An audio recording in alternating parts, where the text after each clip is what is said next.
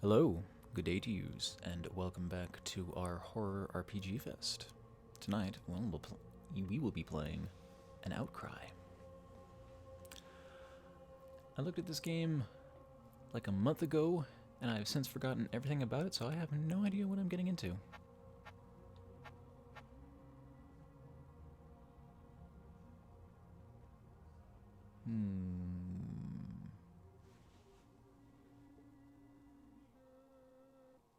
It's all probably fine. There's a very base set of options. Pulls up just like a nondescript window. Alrighty. All characters portrayed in the story are fictitious. Any resemblance to existing public figures is both incidental and inevitable. I've seen that exact wording before. Incidental and inevitable. Does that mean that it's impossible not to draw resemblance to some pre-existing characters because, I don't know, nothing is original, everything's been done before? Heavy topics, content warnings? Sure, what do we got here? This game contains loud noise, flashing image, suicide, recreational drug use, blood, gore, transphobia, and animal death.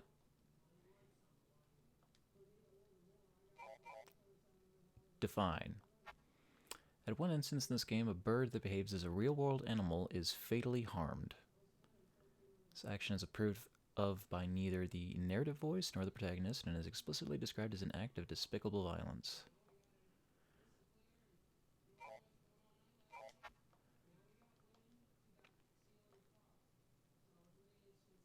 Do I want to opt out?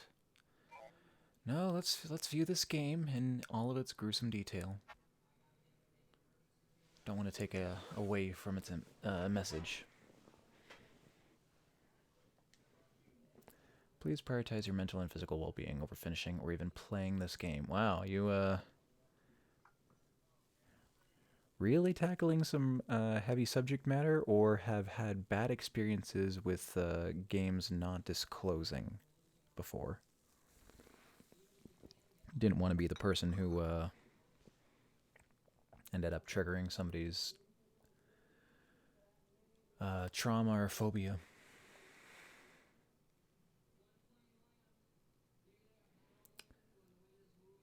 Interact, move, menu. Super basic. Oh, and I should be playing with headphones. Well, I guess I could do that. Oh, wait, did I?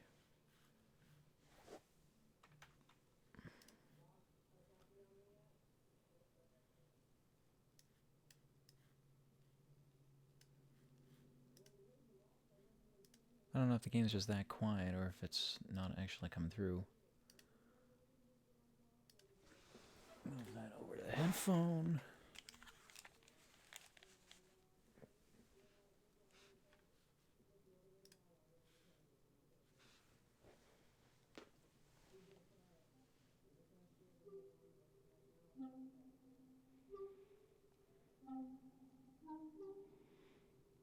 Okay, that looks fine.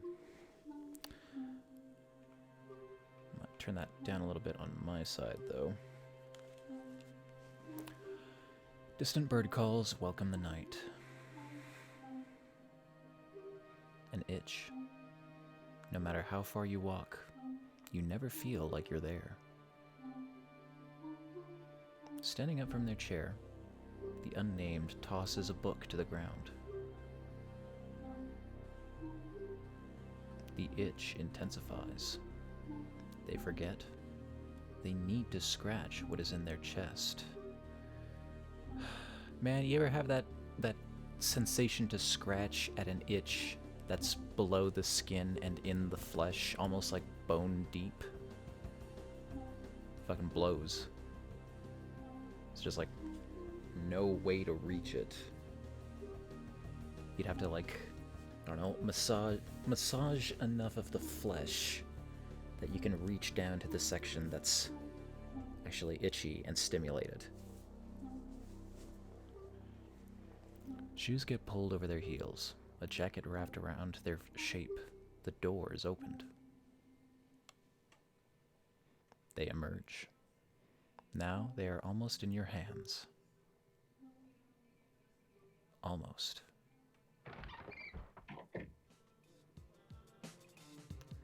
The unnamed turns toward the door, then back. They feel their pockets for desired items. Cigarette, lighter, keys. Shit. They forgot all of it. Gonna be a long night. They need to get to their mail downstairs. Their wrist is slender enough to do that without keys. Their addiction is a different story. They need a lighter and cigarettes. Not the first time they've made the rounds looking for that. There's a lot of time to kill. Enough time to bum smokes off of every one of their neighbors. This is the Unnamed's abode. They're locked out. May as well bum cigarettes off the neighbors to kill some time. Man.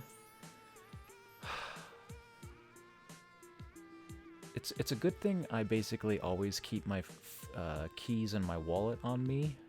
Because if I lived in an apartment like this, I would constantly lock myself out. If not for that.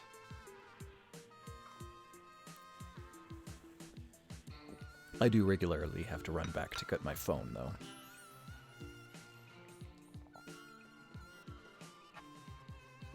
Alright, unnamed, healthy. We got nothing in our pockets. Kick. Mindfulness. Helps the unnamed assess the situation. Okay, so it's just like examine. Soothes the unnamed, recovers SP, cures numbness. Stackable, improves their ability to take a hit. Okay. I can heal. I can increase my speed, and I can run. Class of 2010. Oh, just like a year older than I am, I guess. Which means this game takes place in...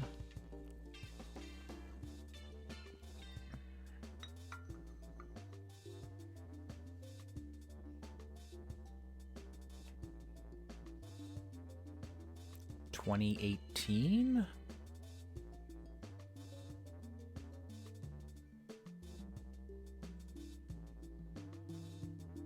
Now hold on a sec.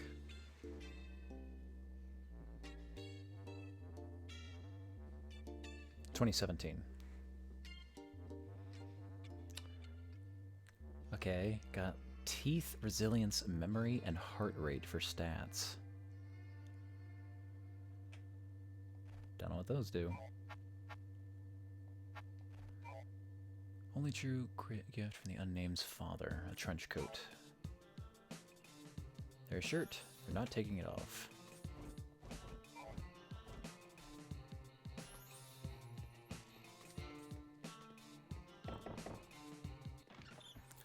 Mr. Schmidt opens the door. A strong odor of burning cigarettes fills the air, overwhelming even to the Unnamed's trained nose. Schmidt's fingers are clamped around a smoke. From what little of his apartment they can see through the crack, it is furnished entirely with natural wooden tables, cupboards, and bookshelves. Classic. You, at my door, at 10 p.m.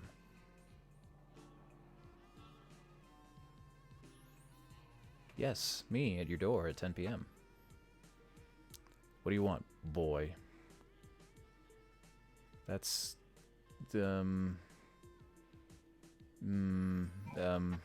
What? Suddenly enlisted in mime school?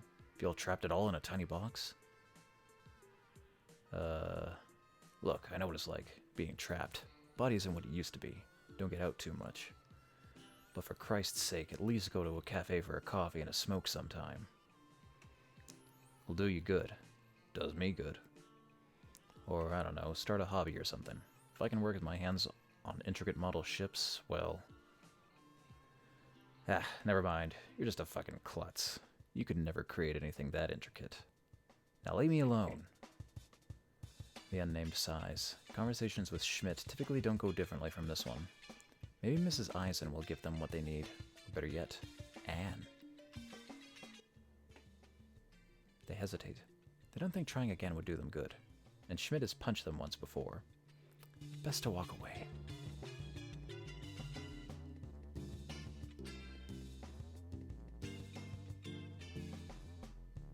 Is one of the lights in this hall just out?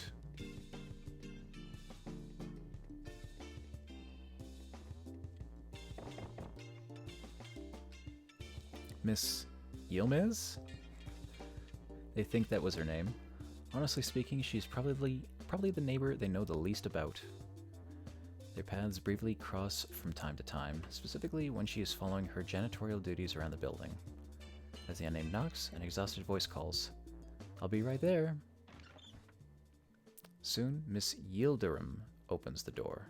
From behind her, the unnamed can faintly hear two young boys arguing. Oh, what a sweet little babushka. Good evening. Good evening, Miss Yildirim. That is almost my name. I'm sorry. Mrs. I am still married. Off to an easy start. What did you want to talk about? How have you been, Madam? I can't complain. I guess I can't. I should be grateful, actually.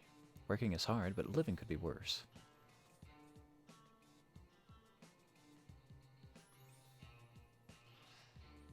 Life could be better, too. We should never ask for more than we are given. It leads to unhappiness to do so. If you believe so, madam. I don't, really. No, I understand what you mean. A beat. If you're looking for a smoker, you have the wrong door. That's one more to the left. Or two. Got it. Thanks. Good night. Good night. Miss Yildirim can be heard telling a bedtime story to her children in broken German. At the unname's first knock, she hesitates, then carries on. They decide to leave her be. She's got some sort of scratch in her door there. Did, Schmidt have that? Is it a mail slot?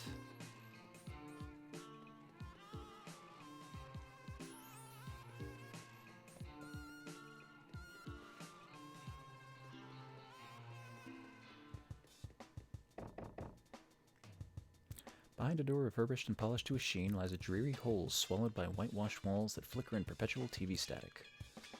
This is Mrs. Eisen's place. After a few seconds of silence, she approaches and opens the door. Her nightgown is dirty and reeks of cigarettes. Why, hello. Who do we have here? The boy, but a girl, but a boy. Let me tell you, when you moved in here, dead name, oh, it's, ooh. Oh, it's that kind of game, is it?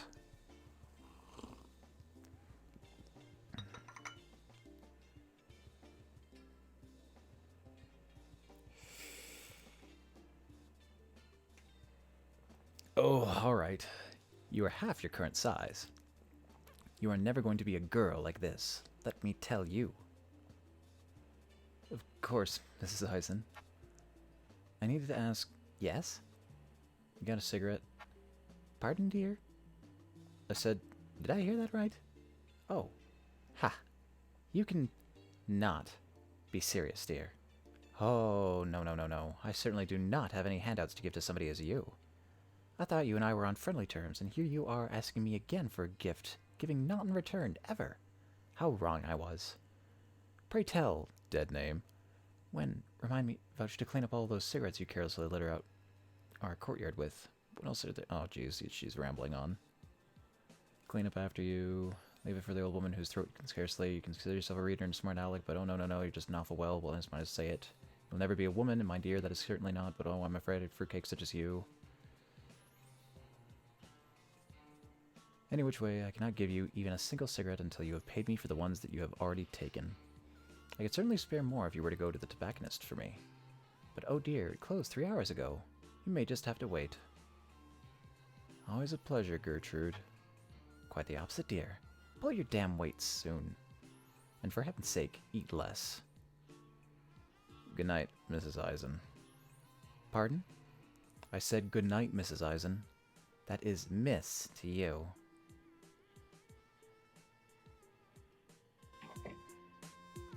What a bitch. They really don't need that again.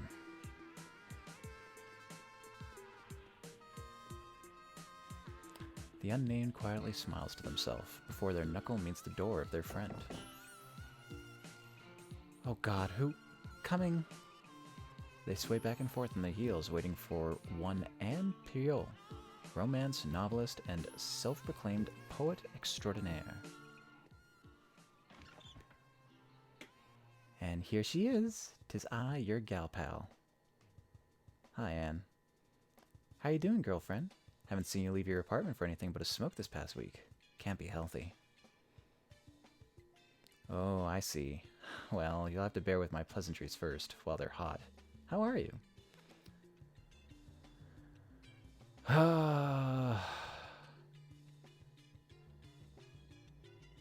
I'm okay. Oh, dearie me. You're a bad liar, baby. What's eating you? Come on, out with it, young lady. I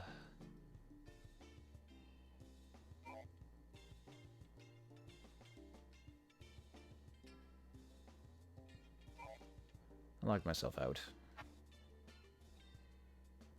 Who are you? How did you get in here? I'm a locksmith. And I'm a locksmith. I don't get it. Seriously, though, I can pay for a locksmith if you need one. No thanks. Some smoking supplies would be appreciated, though. Quel horror. Quel horror. If I had a cigarette, I'd offer you one right now. I don't even have a lighter.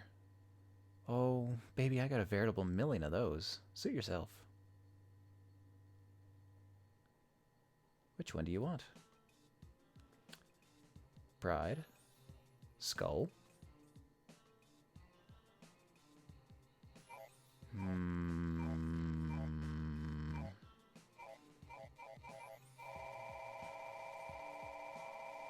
Eeny, meeny, miny, mo. Cool skull, having a chill day. I was hoping you'd pick that one. Kind of an eyesore, but you'll wear it well. Cool skull lighter. Thank you so much, Anne. Are you coming to smoke one with me? I'm so sorry, dear. I don't have any to spare. The cupboard and cardboard boxes are bare. No tail in sight, no smoke, no light, to hail the flame to burn so bright. Who said that? An extraordinary poet. Schmidt's probably got what you need. I can smell his flat from the other end of the building. Tell you what, if you want to loop around to gossip or need help, just let me know. Thank you, Anne. See you later.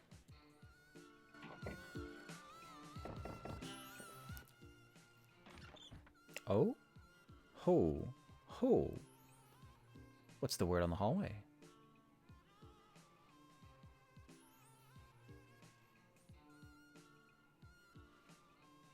Schmidt remains an asshole. Schmidt is a bigoted old fart and smells like one too. Do you know, one time when I was at the landlord's place, incognito obviously, his tongue was loosened so much by the old grapevine that he got maudlin. Schmidt and him go way back. Did I miss something there? Classic nepotism. That grown-ass man started crying. He loved Schmidt so much. How they went through thick and thin, climbed a tower together somewhere or something when they were together in a boarding school. Schmidt does not have a bad pension in the slightest, but guess what?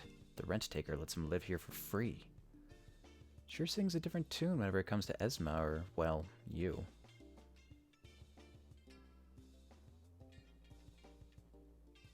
Did I hear music coming in from inside? I saw his wood furniture. He talked about building miniature boats.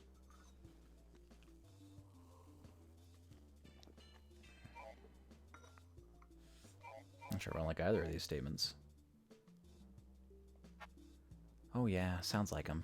Probably grew up thinking was sustenance as important to the hard-working man as meatloaf sandwiches. I'm sure Schmidt has saved a good number of people in his lifetime from burning to death, but that enthusiasm for safety and, well, life was just completely stripped of him. Maybe he was holding his rebellious side in all his life. I wouldn't know.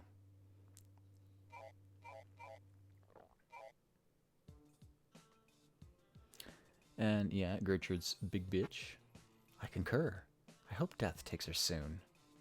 Really, with how creaky her body is, she is lucky or unlucky to still be alive. I live next to that crone witch. Her coughing fits are frightening, baby. You should try to wean yourself off this stuff, too.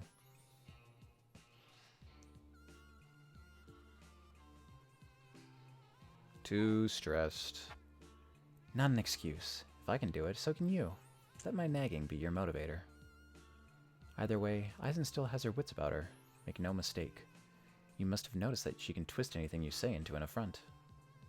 Those asinine TV shows she blasts at full volume at night would appear an excellent distraction to her, or a reminder of simpler time. I just know she has skeletons in her closet. Probably prefers to turn down her hearing aid rather than actually facing them. I think she's a skeleton herself. A skeleton woman? World's first walking pile of bones. Hire that lady for the Praetor right now. They laugh.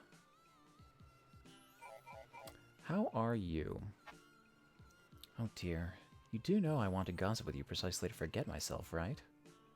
Well, I'm doing all right. My latest novel is nearing completion. I was going to hunker down and finish it tonight, but I found myself writing poems on the edges of the manuscript instead. Do you want to hear one? Sure. All right.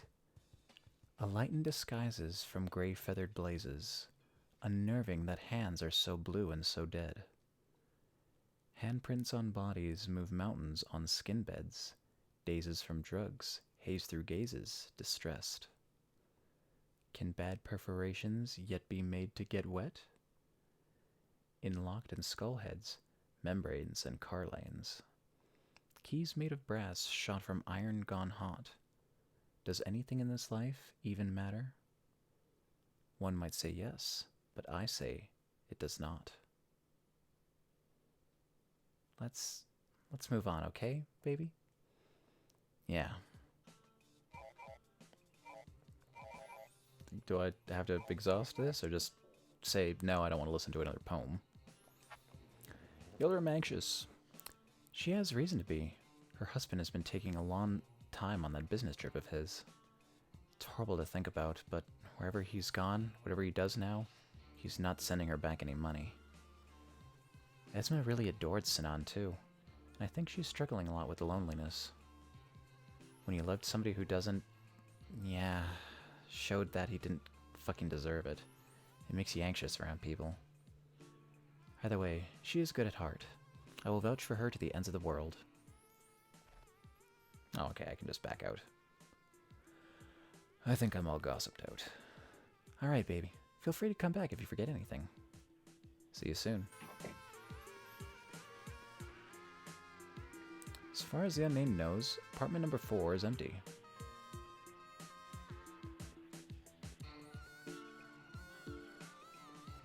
And I don't know what those bars are. Windows or supports for the building? Hey there, Ludlow! Yeah, I got an ending. I made my way down to the bottom of... Oh god, what was that place called?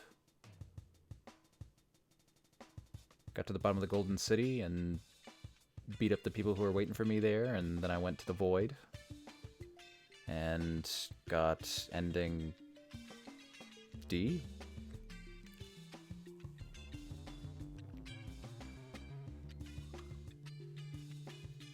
It's pretty good. The unnamed hears a commotion in the direction of their apartment. Also, how you doing? Building's elevator shows its age. They'd rather not ride it until they have what they need to smoke. Ooh. That was brief. Oh, am I too close? Am I scaring you, officer? Look at little Turkish Missy playing Sheriff of Nottingham. This is really uncalled for. I clean up after you all the time. The least?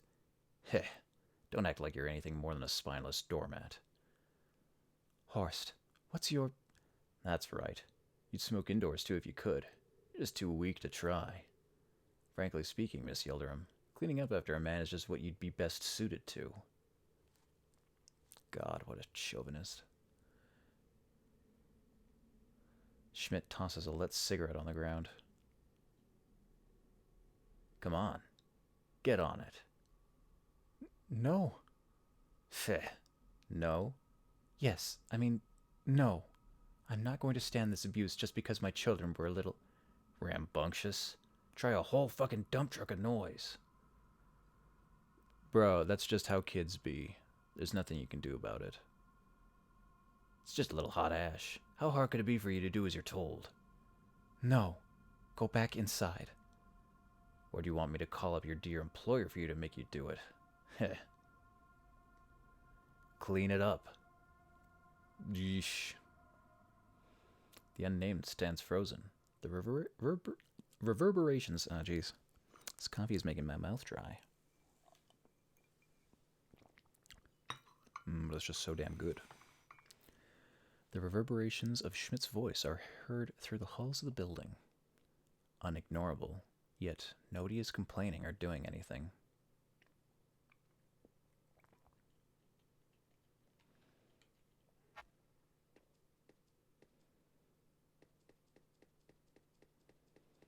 Bro, where are you going? You're locked out of your apartment.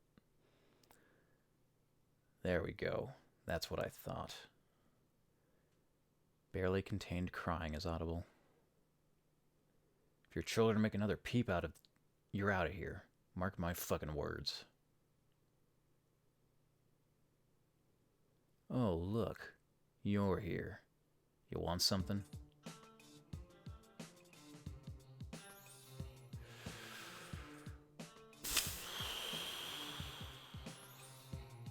Go for the throat, or butter him up a bit?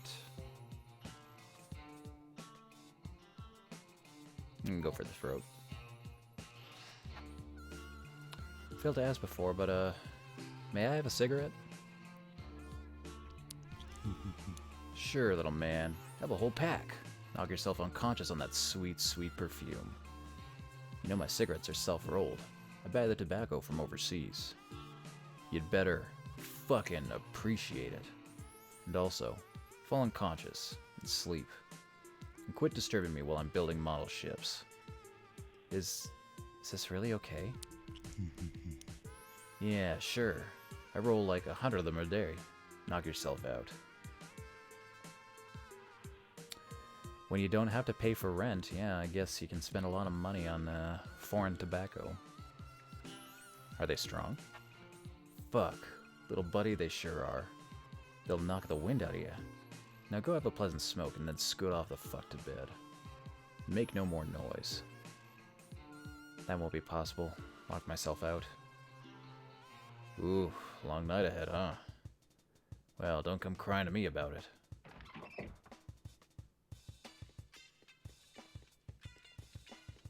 Yeah, I'm guessing the landlord's not gonna do shit.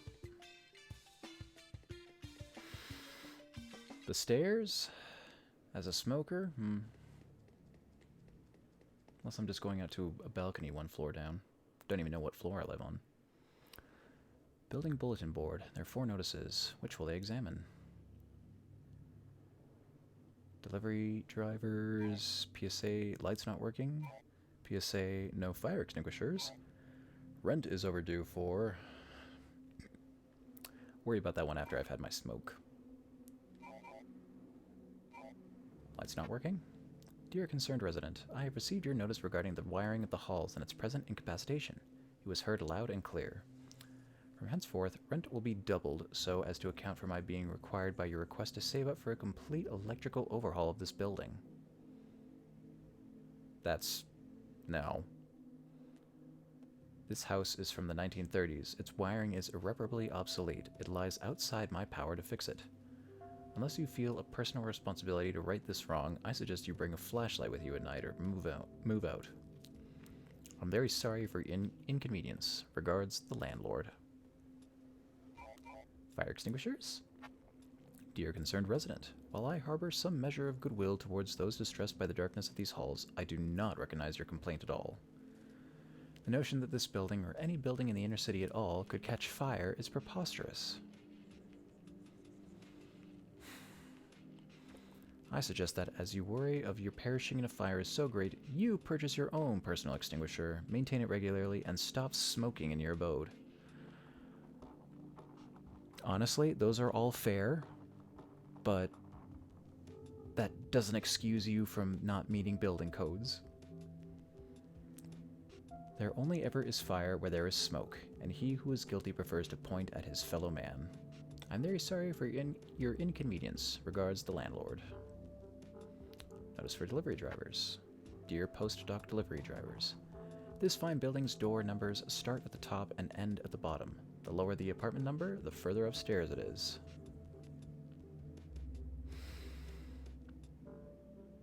Weird system, but okay. The last shall be the first. A familiar sentiment, I'm sure. If you arrive after dark, do not attempt to use any light switches, and do not shine your flashlight into any of the residence's windows. People are trying to sleep. If you decide to make your disgruntlement known through vandalism, I will not hesitate to call the police. Is this says a common occurrence? If you were unable to read this notice, please find Miss Yzma Yildirim, our brave janitor, at door number 7. I am very sorry for your inconvenience. Regards, the landlord.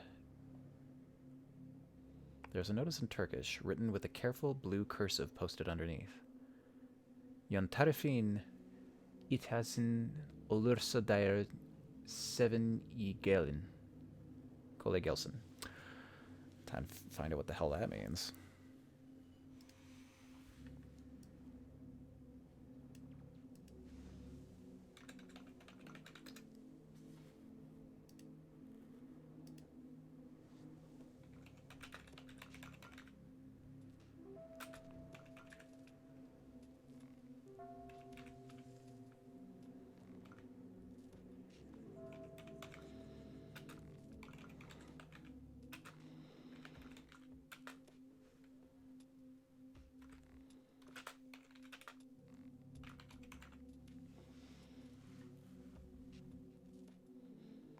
If you need directions, come to apartment 7.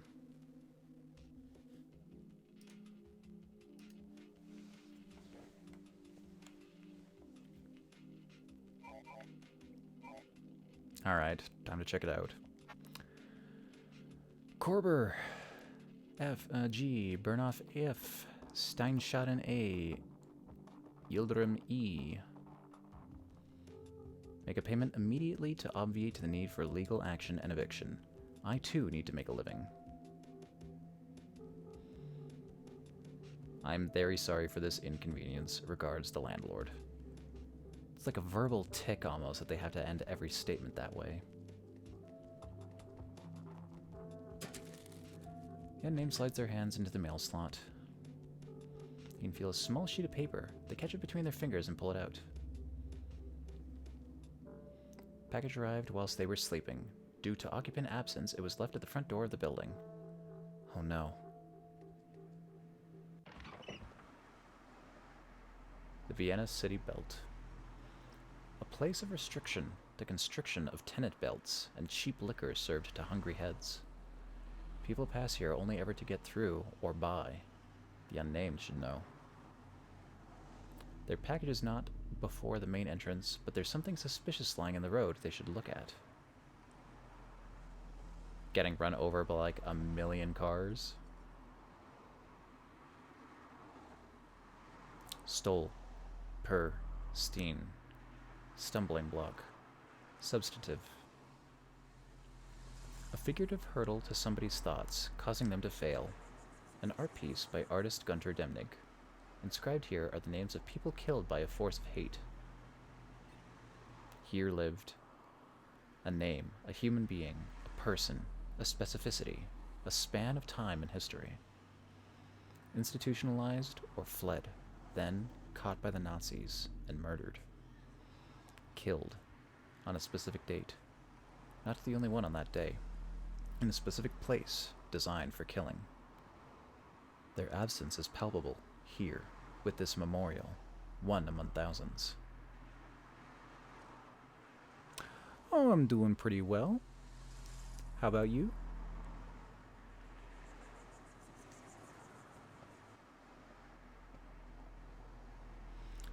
The unnamed's eyes unfocus and stare off into the distance. Look out. Select objects of interest. Examine with...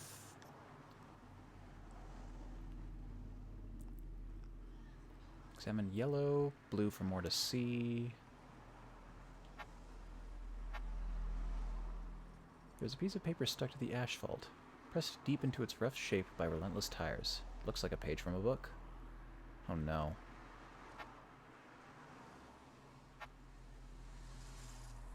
Piece of paper that is completely receded into the street.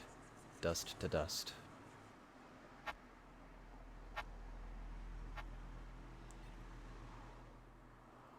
Beneath the many wheels, there is a battered copy of Robert Coover's The Public Burning. The contents of their package. It is unsalvageable.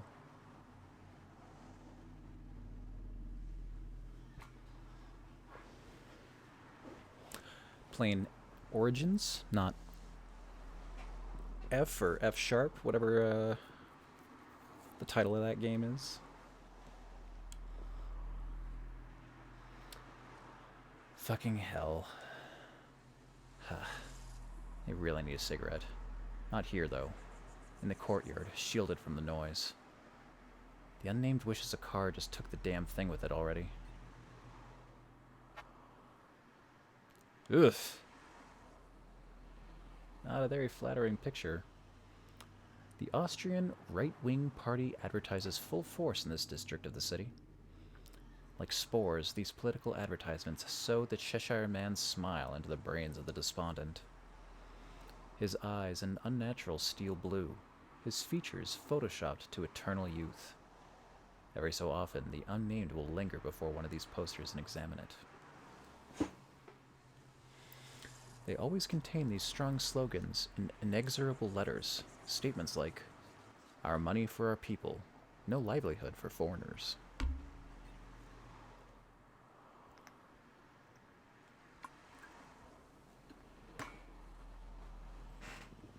Let's take Vienna back.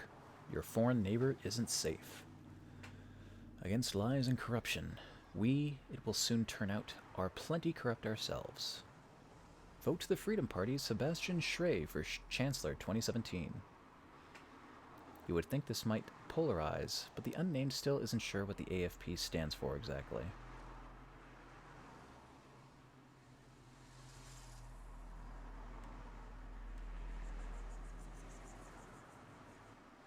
Sebastian Schrey is perhaps better known to the people of Vienna than the city's own mayor. The unnamed is sick of looking at his face, if they are honest with themselves.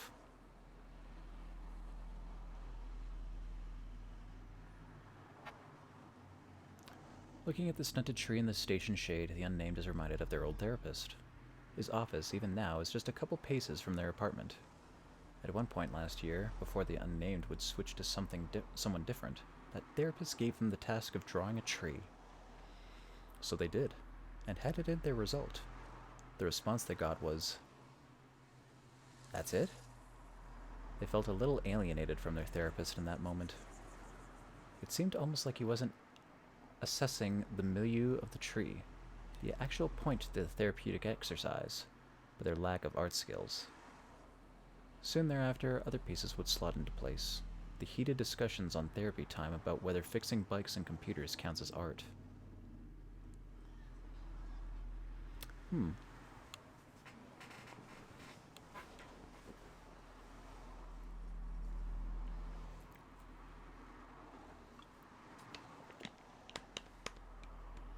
Is that art?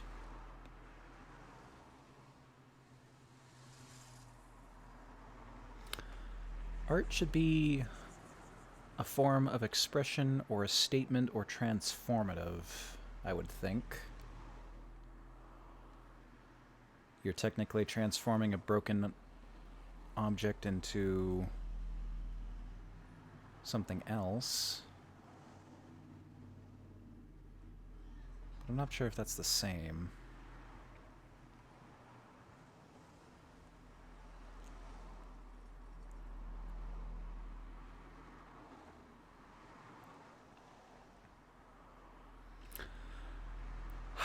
I did have a professor once say that they taught a student who thought everything was art. And when they were given the task of keeping a diary of every action they took in the course of a day, that was the one thing they couldn't see as being artistic.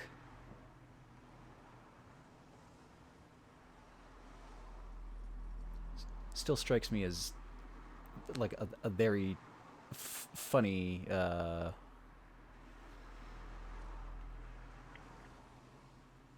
like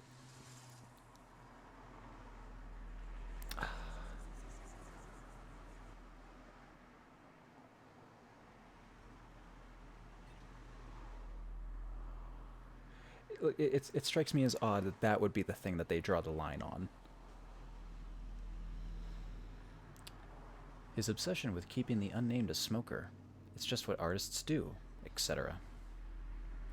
And, of course, partner therapy. They'd really rather not think about Alex again. The unnamed has never seen any public servants tending to this tree. It's probably barely good enough to wear a political poster. The U6 line is a rotten place, full to the brim with people, most of them impoverished. They don't like to admit this to themselves, but the unnamed too is poor. They have tried time and time again to get a job, to no avail. So they keep trying and trying and trying. The curriculum vitae in their dead hands, not impressive enough. The unnamed has a rich history with the U6 line. There's a reason they prefer their bicycle.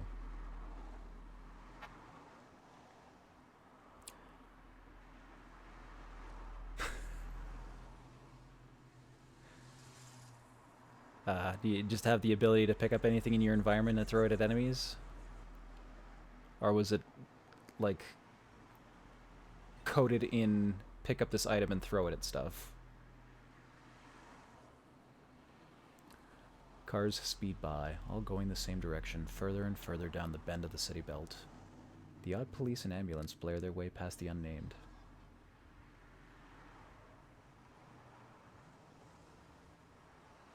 Hey, they're big, bulky objects, man. And if the cord is strong enough, you can use the thing as a mace or a flail, I guess.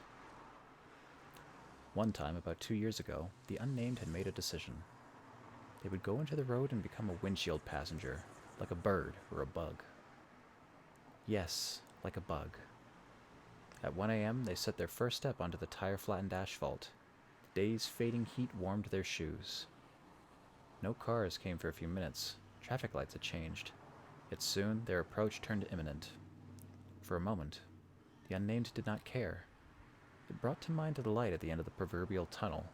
A release. A better place. However, some kind of inner conviction pulled them, forced them back onto the pavement. They swallowed their tears until they got back inside. All reasons, any reasons, weren't good enough. Aren't good enough. But sometimes, even now, they still want to go back to that moment and fight their survival instinct.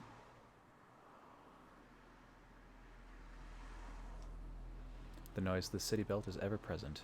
The unnamed can hear it in their apartment. The morning traffic greets their day. The sirens startle them. They can't escape it, at least for now.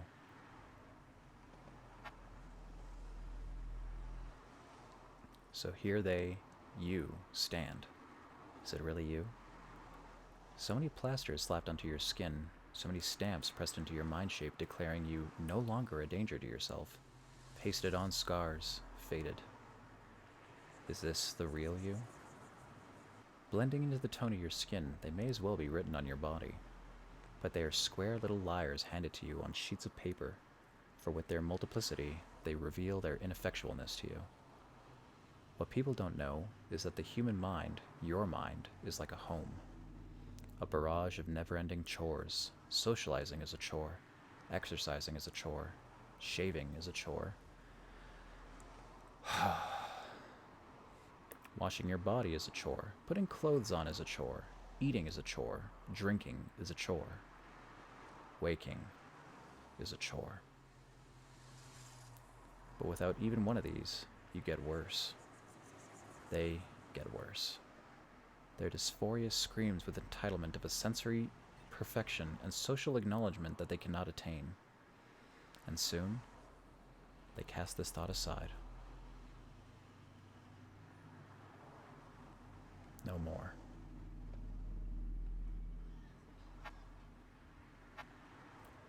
There never are any stars in the city.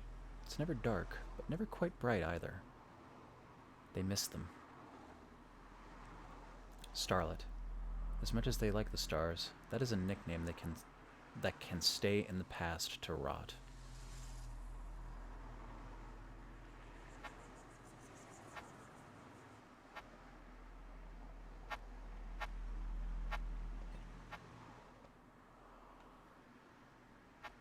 Guess that's it.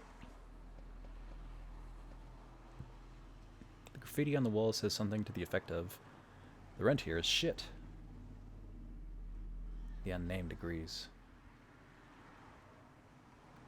I don't know, it kind of just looks like Schmidt marked his name on the wall. The door won't open without keys. Fuck. Okay. They ring Anne's doorbell. Door number 100/5? Not sure if I know how floor numbers work overseas. Who's there? Me. Sorry, Anne. Ha, you're silly. Did you try to smoke out on the street? Not quite. Come on in, you. I'll keep it on Autobuzz from now on. Does that mean there's just gonna be that horrible buzzing noise anytime I'm at the door?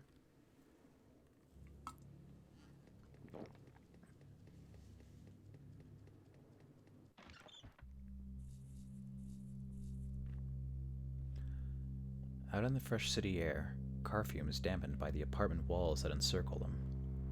The unnamed thinks, time to poison this place some more. They click the lighter, igniting it. Stone sparks firing at gas. The itch in their chest, the gaping maw makes grabby hands, clicks its jaws of the cigarette even before it is lit.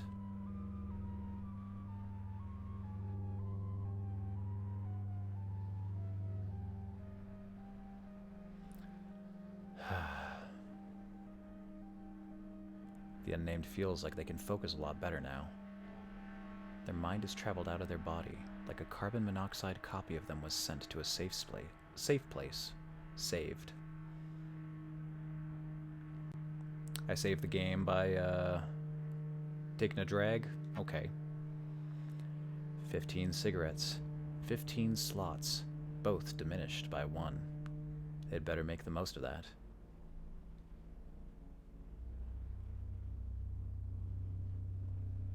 Well, are Schmidt's cigarettes any good?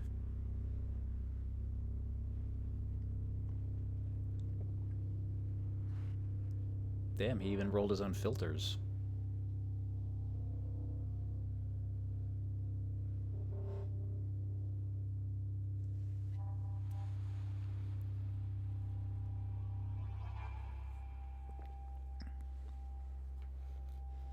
Well, there's a prologue. The unnamed watches their exhaust travel about like a restless stray.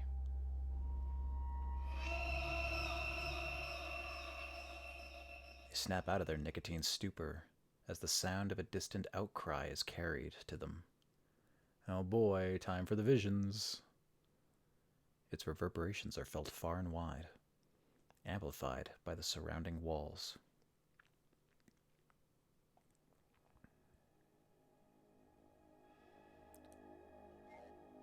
Follow or ignore?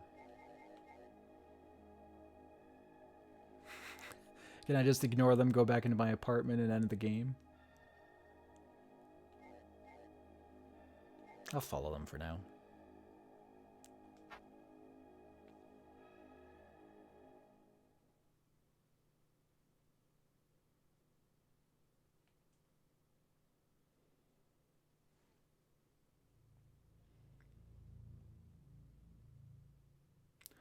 Something has burrowed itself deep in the unnamed brain. A conviction, a steadiness. There is nothing more here. They should go talk to Anne. A still bird is perching on the brickwork. Its gaze is strangely piercing.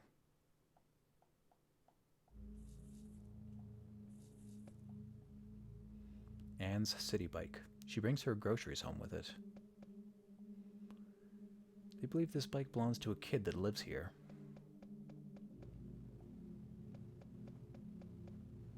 Oh, nice big weeping willow there. Trash can. The unnamed would rather not linger around this thing. The trash is always half full.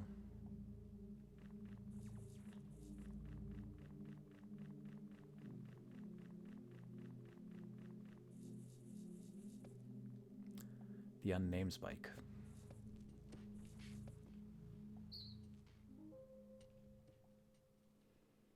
Hello? Hello? Oh hell, oh hell. Stop and linger for a spell.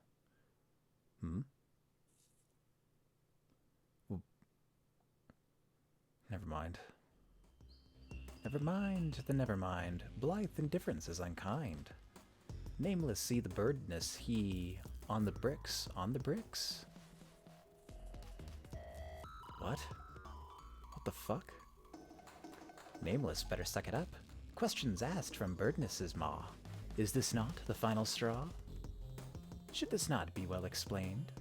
What makes birdness so disdained? People don't hate birds. I'm sorry, you're just creeping me the hell out. Terrific is the birdness he.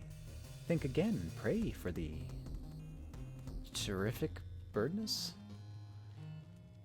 This is asinine. Insult to my injured heart. Apologize, you blight in sight. Look, I don't care about you right now, you glowing hallucination. I need to go back inside. What would nameless hearts and mouths yet defend from birdness's beaks? What?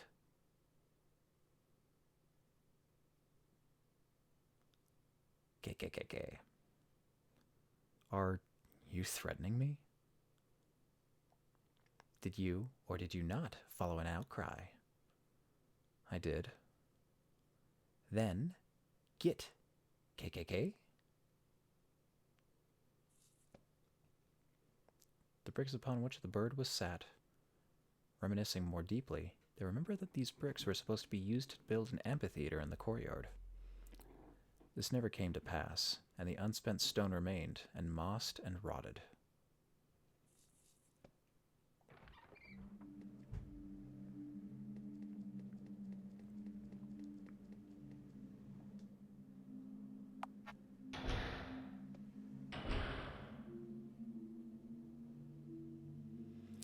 Does this building consist of one floor, or am I just choosing to ignore the floors that I don't live on?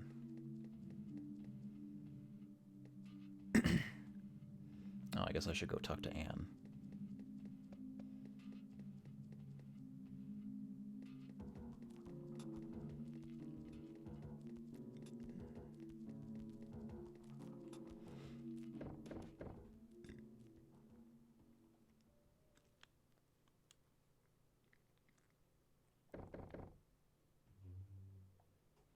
Anne?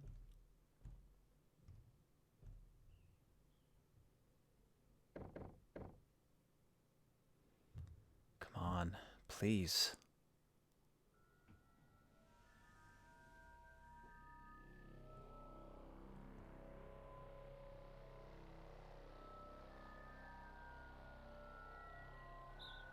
God, what the hell was in those cigarettes that he gave me? Anne. Anne! Anne! Help me, please.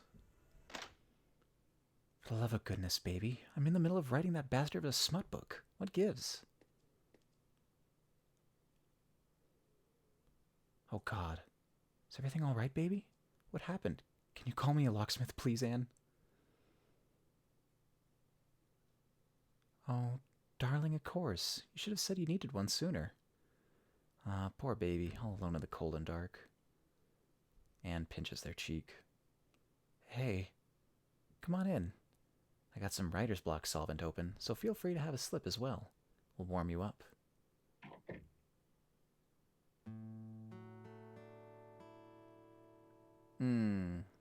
Cozy homie.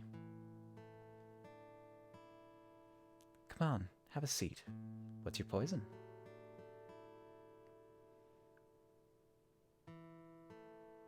I thought you only had one kind. Baby, you need to do your homework on all things Anne if you truly thought that. How do you want to cure your tyrannical slump tonight?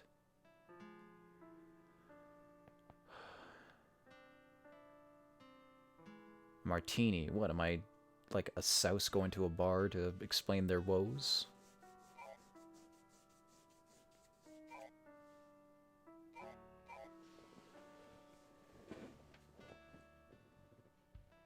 Just some bourbon. Alright, you hard-boiled egg. But I'm not fixing you a second one if you don't like it.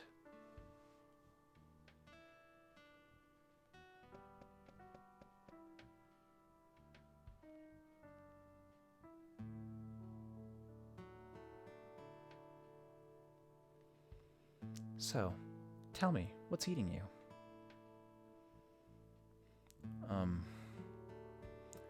You always do need to get that coaxed out of you, huh?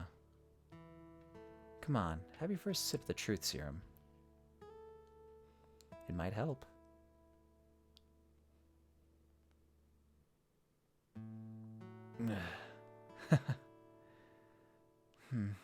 Okay.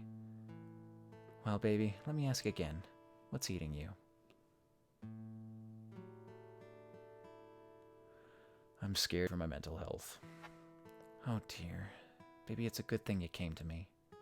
Just remember, I got drinks, so there's ice cubes as well. Use them if you need. No, it's not that. I saw a bird. I heard a bird speak. Oh, the birds are speaking to you? I think I see your point now. Well, this is a daft little question, but what did it say? So, there was this horrible sound first, like an outcry. The end of an era of peace, the start of an era of terror.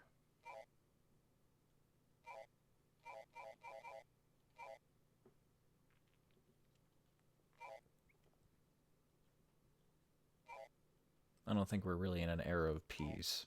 I feel like I couldn't stand by. I had to take some kind of action, and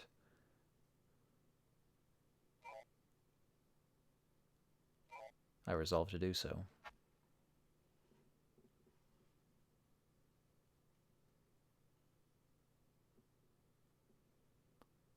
I heard the sound too. Yeah, it spooked the hell out of me. Thank Christ I wasn't the only one. Oh, so I'm not crazy, this isn't in my head, and we are in the apocalypse? Boots marching, and sirens wailing, and screams within screams. Whispers walking round, going door to door. Yes, that was it. I have been in frightening situations, but whatever it was we heard was otherworldly. So, what of the bird? Its eyes were orange, and its beak was long and its plumes gray, but it was no crow or jackdaw. And what did it say? It said that I had insulted it, and that I should apologize for making light of it. Peculiar, this whole affair. Well, I'm sure you were just spooked like myself. There must be a logical explanation for the sound, and what you heard. I'll call your locksmith now. Thank you so much. Don't mention it, baby.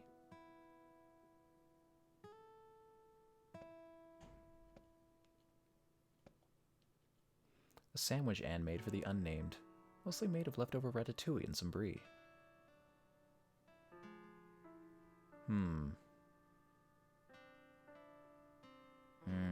That sounds kind of nice, actually.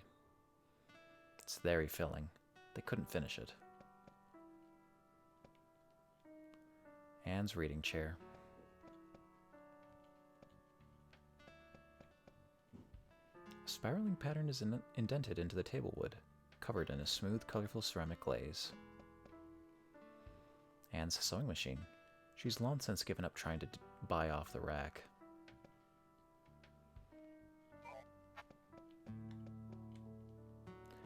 It's strangely dark out for the city at night. Hold on. Hey, don't snoop in there, please. Anne finishes her phone call. He says he's in the area. He'll be knocking in no... Oh hell, I left the thing on auto buzz. I did hear traffic when he was around. Maybe he was just that close by? I suppose I should check. I suppose so too. Are you going to finish your drink? Yes. If it's any consolation, I made something I hated too. Cosmopolitan. Bottoms up.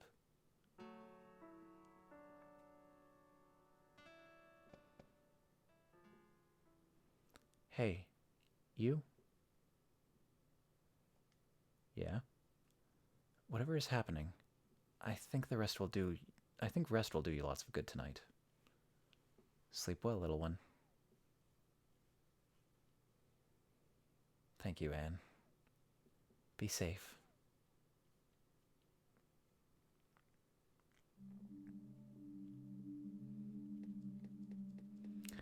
Nice to have an older lady watching out for you.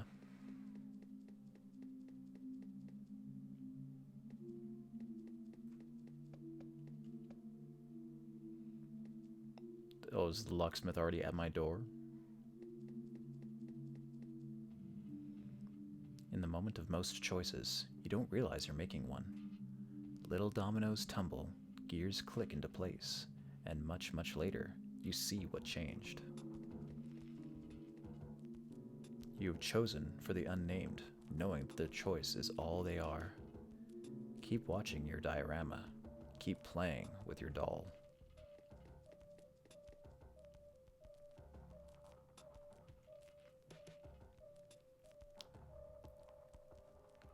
Looks like it got in.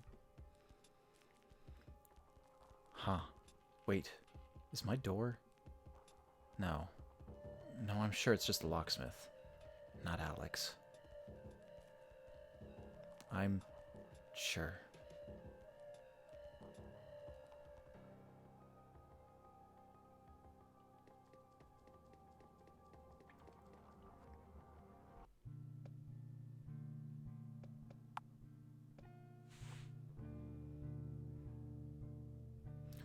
Locksmith presumably entered the apartment and didn't turn the lights on?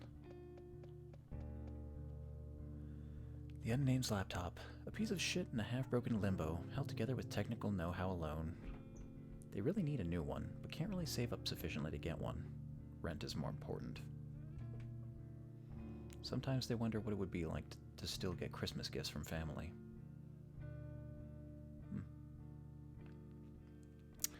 Yeah, I think I'm gonna take a short break to freshen up my drink. We'll be back in just a few minutes.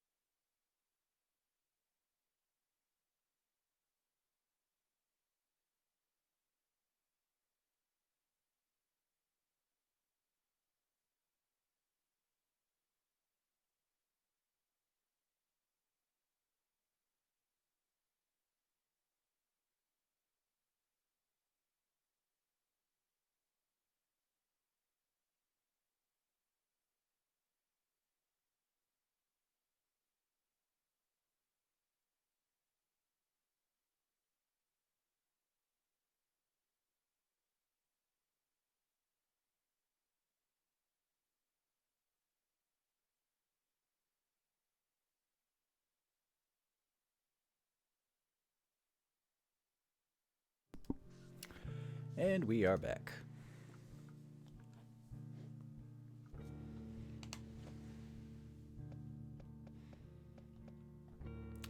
The Unname's trench coat. Their father gave it to them when they were younger.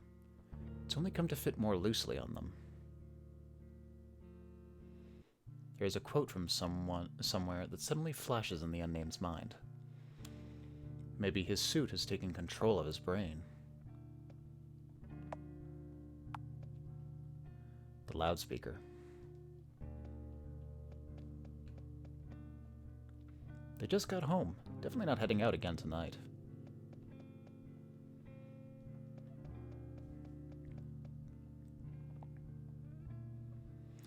The Unname's shit laptop. They might like to watch some bike repair videos in bed, but they'd rather not roll the dice on whether their computer will even work right now.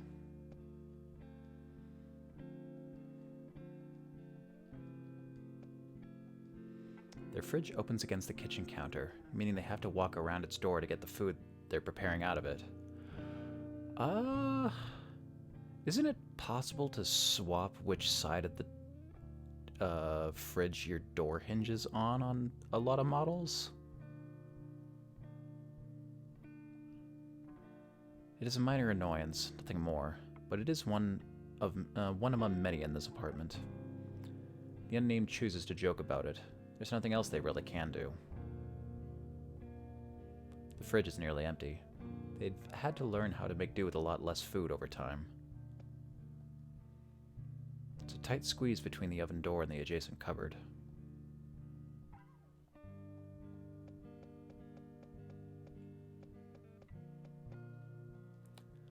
Bicycle chain for their project. Power cells for their project. A lofty goal for somebody as poor as them. Maybe, but they just really want an electric bike. Shelves filled with books, column to column. The Unnamed CD collection sits at the bottom. The Unnamed notices their favorite CD among them, Espoir's self-titled album.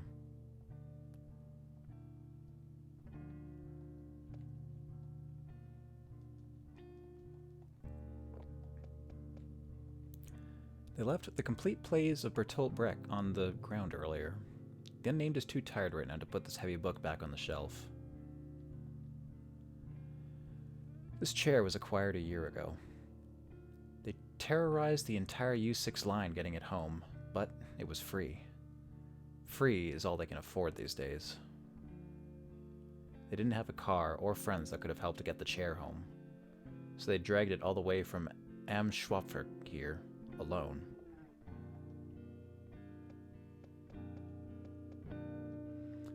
Bedside table lamp. Why did they leave their keys in here? Next to their HRT medication, there is a half-empty pack of cigarettes tucked away in this drawer. I got 5 more saves.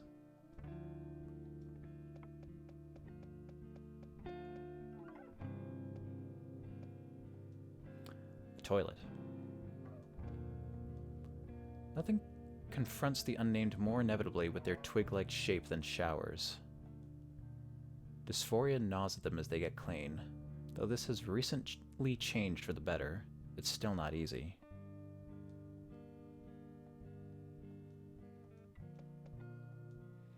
It is pitch black outside. Usually there would be a faint glow of street lamps. Peculiar. The Unnamed hates looking at themselves in the mirror.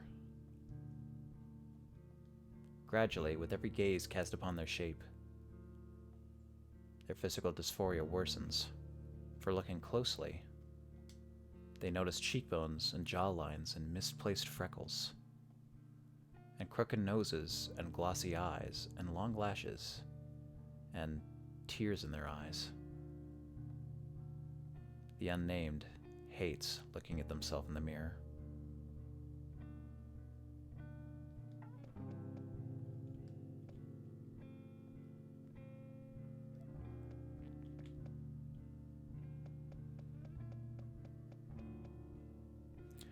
The Unnamed's unmade bed. Doesn't need to be made if I'm going to sleep in it.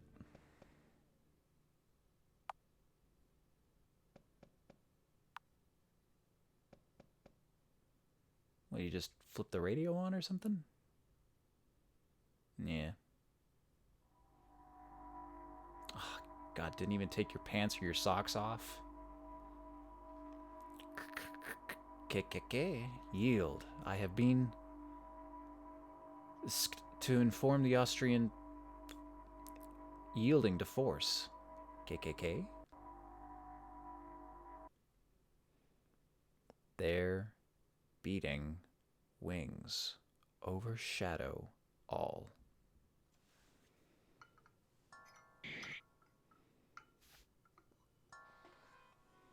Did somebody just strike me while I was asleep?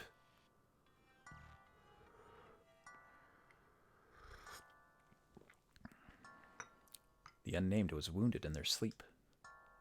There were strange orange eyes. Their assailants must be in their home. They need a cigarette, right now. You can save indoors.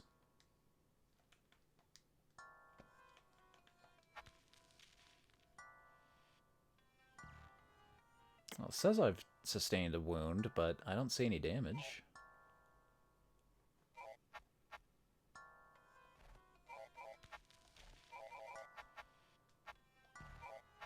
Oh no, my jacket.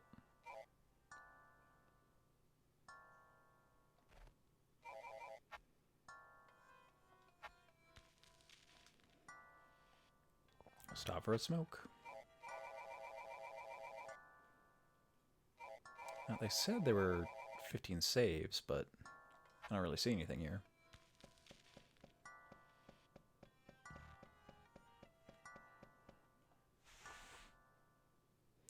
They check every pocket, but their keys aren't in their coat. Where did I put my keys?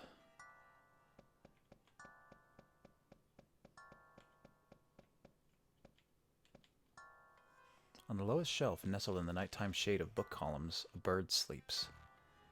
It is making raspy, almost cute snoring noises. The lamp won't turn on. They quickly rummage through their drawer in the dark. The keys are missing.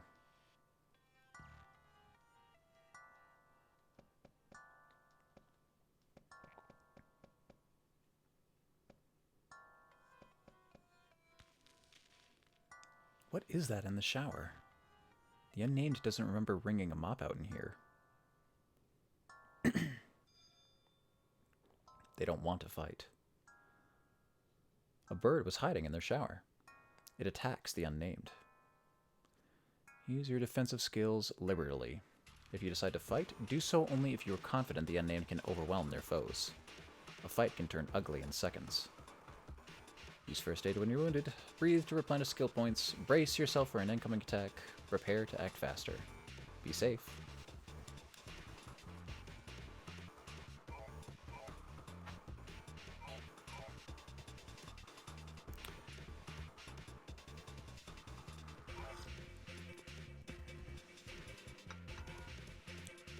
So I should plan ahead and then go into a couple of braces or something?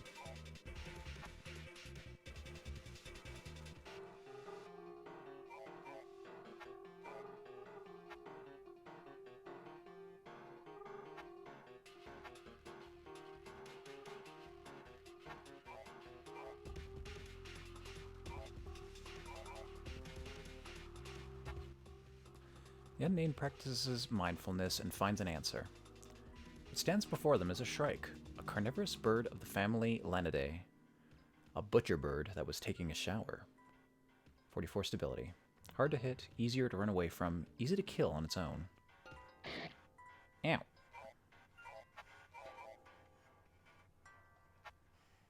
Take some deep breaths. That... Okay, yeah, that recovered 10 HP. The unnamed soothe their foe get exhausted. The unnamed can now flee.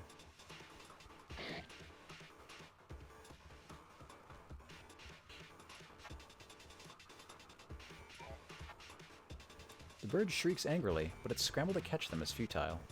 The unnamed got away. The shrike dropped a key when it flew away. The unnamed hears a sound from the front room. Don't forget that you can use skills outside of battle to recover ST and SP. Where are the others?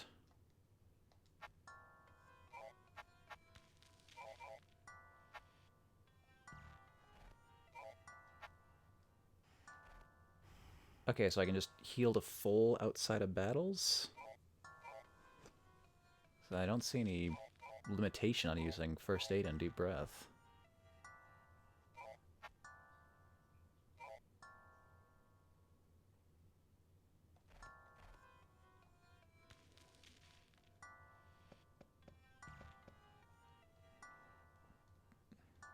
They're not looking in the mirror. Not now.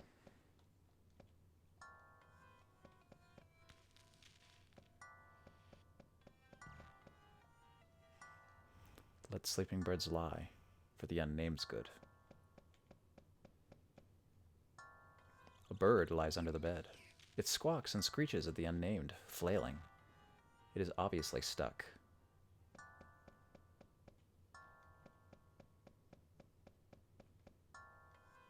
There's something moving inside their oven. They don't want to fight. The oven contained one of the birds. It attacks.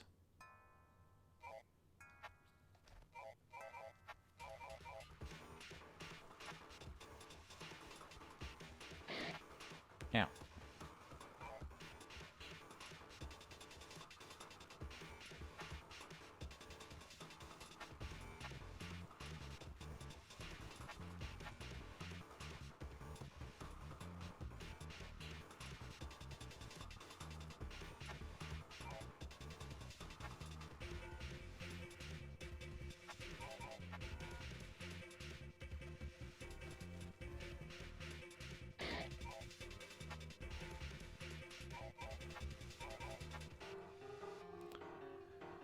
The bird shrieks angrily, but its scramble to catch them is futile.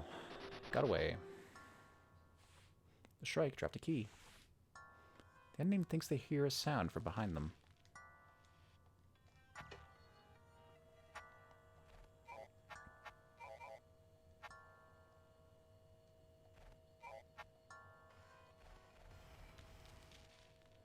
How did it get in there?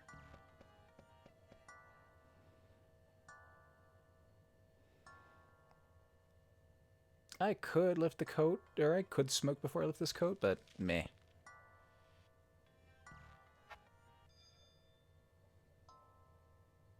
Oh no, 2 birds. You are outnumbered. It is strongly suggested to flee. Unless you know what you are doing, the unnamed's fate will be sealed.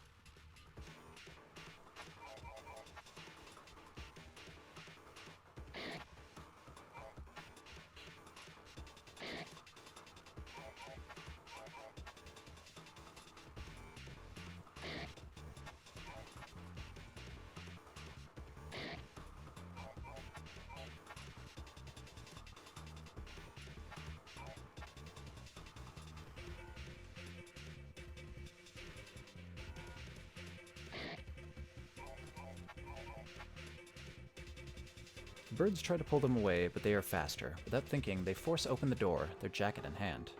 The unnamed got away.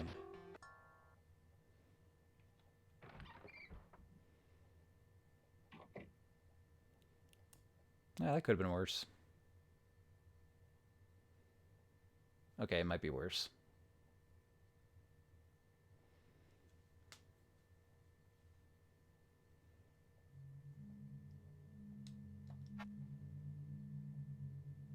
Oh, healed to full. Oh, but I appear to be bleeding.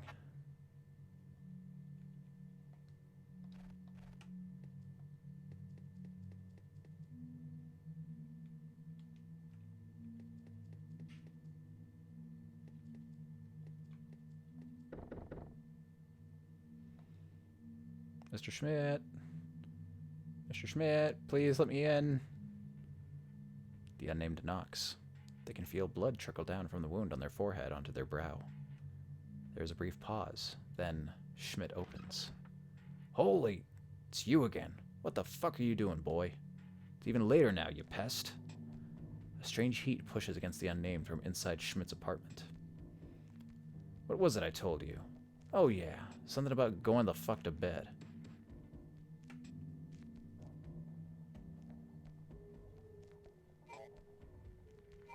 Horst, please help.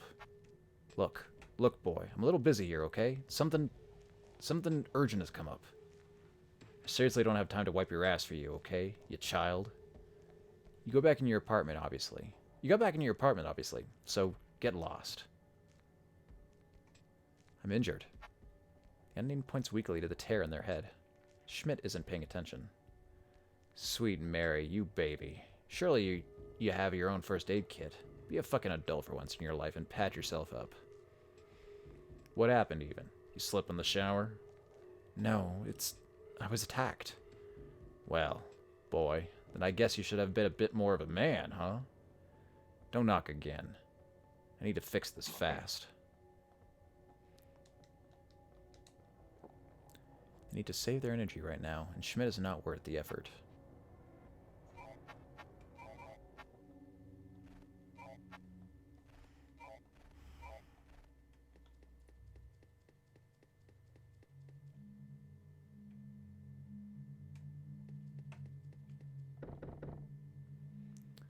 Esma, Miss Yildirim. Was that her name? Yildirim? Yildirim.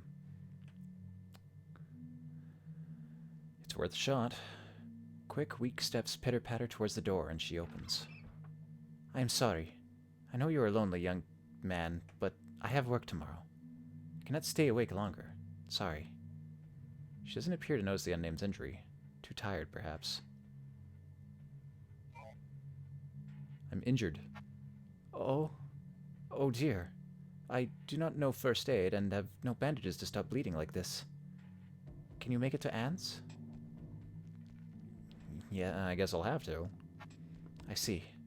Be cautious, please. I will try.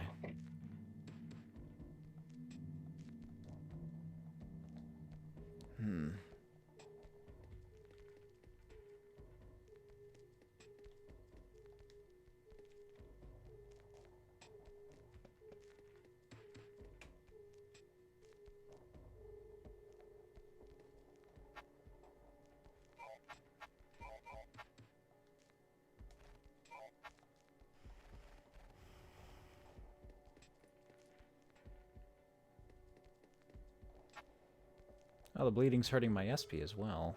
Weird.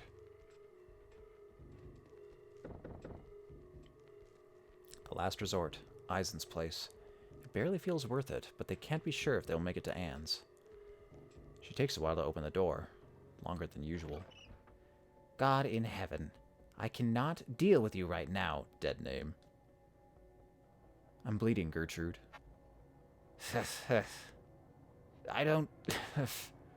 I don't care. You, dead name, know how to use all that mobile telephone rubbish. I don't have a phone. Call your own ambulance. I don't... God, that lady's gonna hack up a lung right in front of me. Eisen descends into a horrifying coughing fit. The unnamed, blood dripping down their face, begins to worry. Gertrude, is everything okay? Oh, don't coddle me, you horrible brown nose. I know what is going on. I want to get a final pity party in before I hand away the keys. Know this, dead name. You will not get a penny from me. I will not go gentle into this good night. You are afraid of death. Shut yourself up. She spits at the unnamed shoes, then steps out of the way. They step out of the way. Leave me alone, for all that is good and holy. Your ilk doesn't need the likes of me anymore. Doesn't want us anymore. So I will not help. Please. Please eat less.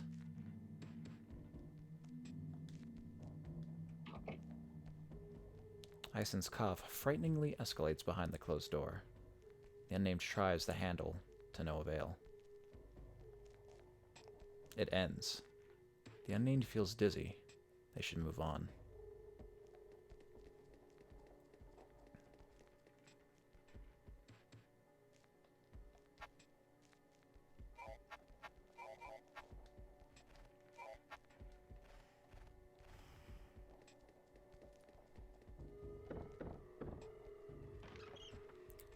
What's the matter, baby? Can't sleep? Baby, what on earth? Did you... Oh, Jesus Christ. Get in here. Get in, now.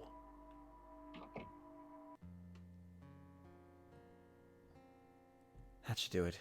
Here, in case it starts bleeding again. Got a roll of gauze. This is a nightmare. This is unbelievable. What on earth is going on, baby? I don't know. The last thing I remember was a voice on the radio. Then I was woken up to...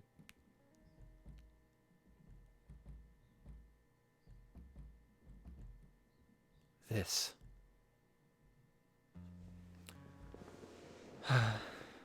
I don't know what could cause this. Why tonight of all nights? What do you mean by that? Is there something special about tonight? Isn't tomorrow election day? Yes, but these are birds. Animals. Surely they don't care about...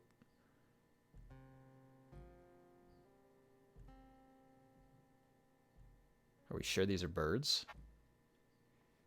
I cannot begin to parse what you're implying, baby. Anne, they can talk. They're too big for normal birds, too. I don't know. The, like, ravens can get pretty big. I don't know about jackdaws, though. Like, more similar to magpies. Those are also pretty small. What else could they be? Well, I'm looking for ideas here, Egg. Divine retribution. Oh god, getting all spiritual on her. Biological weapon. It's a metaphor.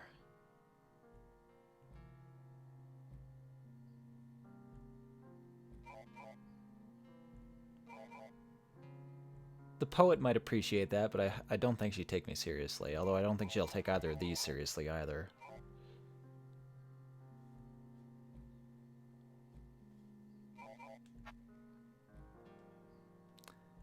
Maybe that's apt. Only for whom is it to decode? Sorry, what? Never mind. Holy hell. Are these gonna hold? I can't be certain.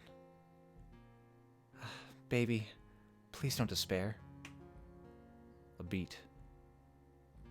Okay, I can't say that I blame you for despairing. Here's a little story, though. When I last was at my mother's place in the Breton, she had a problem bird that kept attacking our windows, throwing itself at the panes, making these loud, horrendous bumps accompanied by chirps of self-inflicted pain. When she opened the windows, it would peck her. Its gauntlet lasted so long that it was doing substantial damage to her house. What's your point? Well, girlfriend, guess how we stopped it.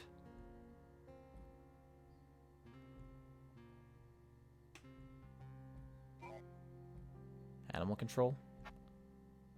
Animal control was useless. We called them, and nothing was done. The only thing that made the bird move on was destroying its empty nest. The thing was aimlessly defending. Yeah, I hear a lot of stories about calling animal control and just, like, no response or deal with it yourself. So if not that, then what are they doing? It was hurting us in itself out of a senseless territorialism, and thus created the need for us to have to hurt it. Aha. The unnamed doesn't get it.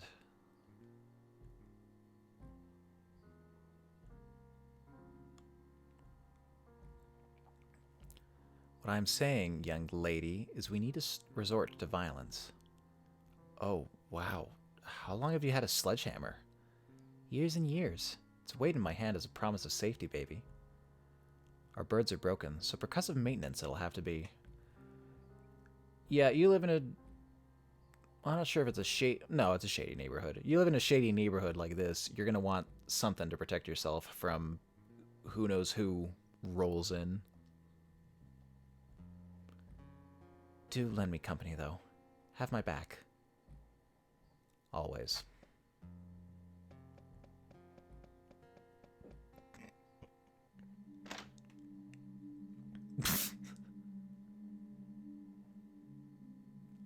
Oh, it's just a friendly little guy.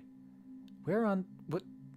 Nothing doing, nothing doing. For thy sake the crowd hath run. Terrific birdness Mercy knows. Follow it, its hands will show. God, they really do talk. What is it saying? I think it wants me to follow it. Correctly, astutely, bird-likely keen. Thy final chance remains to be seen. A leader sits upon varnished thrones, however. Nameless comes alone. It only wants me to follow it. No. No way am I letting you go where this tiny bastard is leading you alone. Nameless fate you'll see that way, I assure, I state. Please, at least take the hammer. I can't really. My arms are too weak for something like this. I don't know what awaits me down there, if it'll even be useful. You need to protect yourself too, Anne. Be safe, baby. Please. Give me like a kitchen knife or something. Excellently spoken, he. Follow birdness, follow me.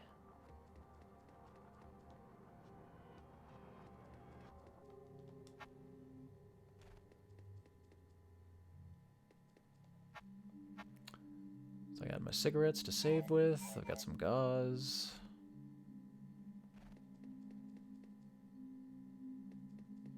Any more response from Eisen? They do not want to see Miss Eisen right now.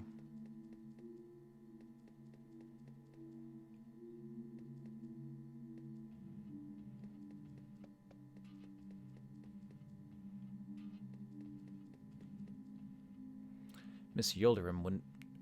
Yildirim wouldn't believe them about the bird. No use in trying. The bird jumped downstairs. They don't particularly need Schmidt's input on the matter.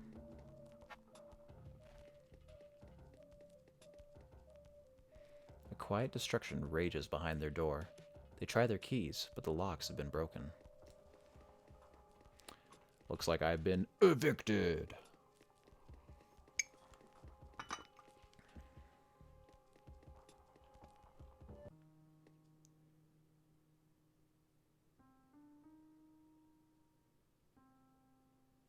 Did they destroy the main level? Why are we just out on the street now?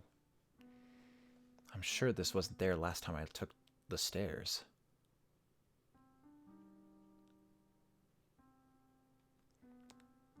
The unnamed is immeasurably tired. They, and by extension you, have been invited to a place you will not see a second time. A place to recuperate and remember. I guess I take the opportunity.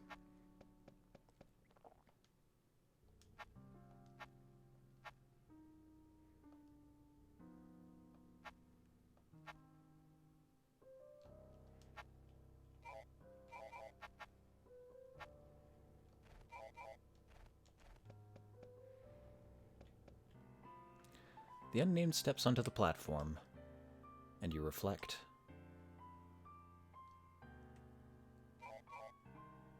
On your place. How little you can do. On the bird. How certain its whims are. On the outcry. How loud it was. How irresistible. You take deep breaths. In. 1, 2, 3, 4. Out. 1, 2, 3, 4. In. 1, 2, 3, 4. Out. 1, 2, 3, 4. In. 1, 2, 3, 4. Out. 1, 2, 3, 4.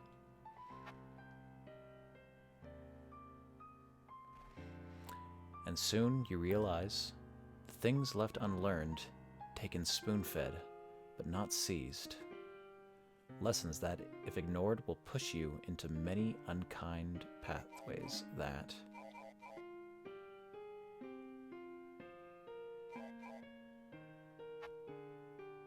all lead further down.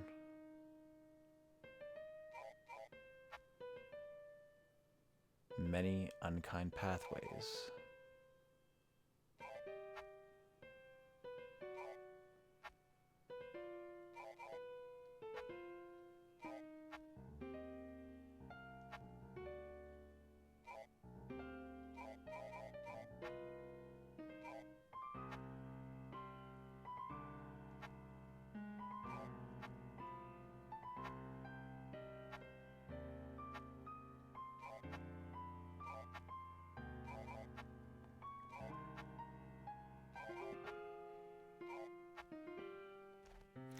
You hereby choose to not take.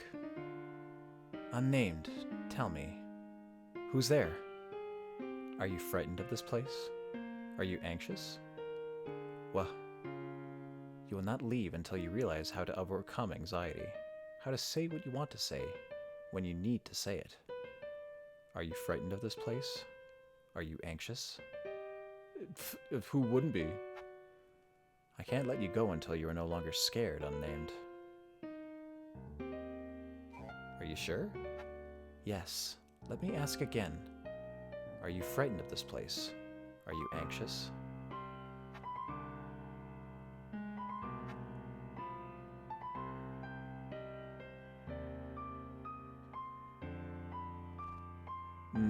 No. No.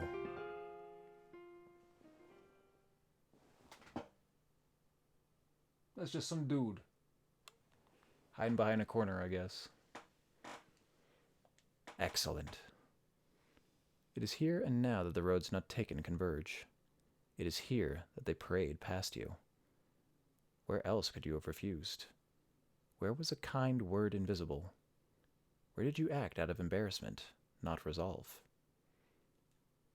Feel free to sit down and take a moment. A copy of you shall be made, free of charge. Good luck. The game will resume shortly.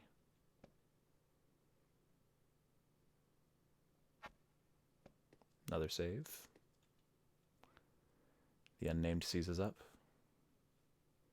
There is no support under this tile. They do not have a death wish.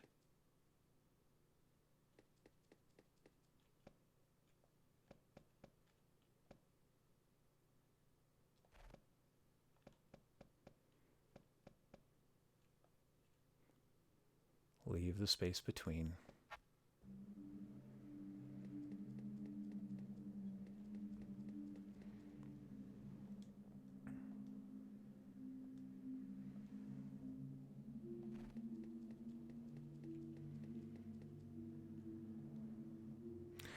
Hey there, homie. Watching the game, I see. Where is that bird going?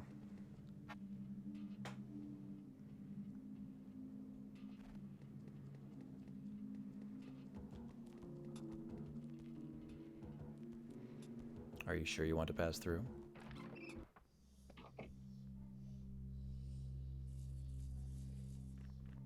Nameless. Yes, that's me.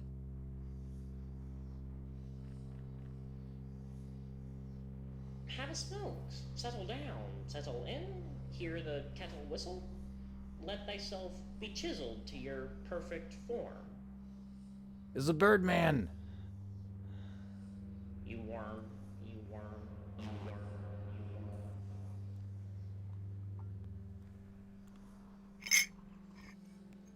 Who is suddenly voiced.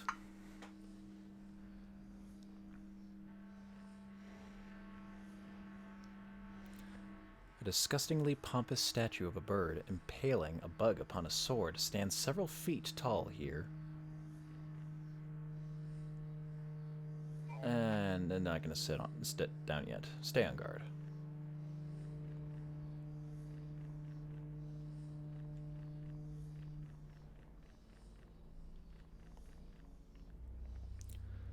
The man-shrike barely looks at the unnamed.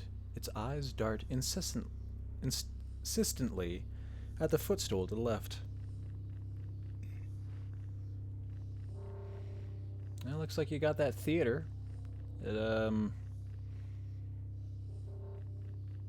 More of a stage, though. Don't flatter thyself.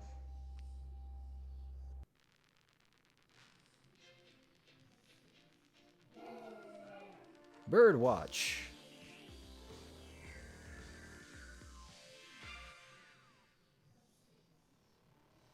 Today's top story? Okay. Welcome one, go all. Tonight, within a lurking fall, we civilize and brutalize with words and deeds a troglodyte. Insufficient birdness is the difficulty with such kin. Do not care of reasons talking, only bear the will to win. No more shall they have the space to breathe the air and see the world. Knowingly, we birds have lured a nameless unbirdness a stage. Am I getting blamed for bird-related crimes or something? The birds look at them, as if waiting for an introductory word. The unnamed cannot even pretend to be glad here. Nameless, you do not deserve to age. Fact. Excuse me? Why the anxious face on thee? Pathetic waste of tasteless flesh. What? What do you... It is an affront to us that nameless things remain to breathe. Said again, we repeat. From here on, you'll taste defeat. There's no space, no place on earth where coddled toddlers like you go.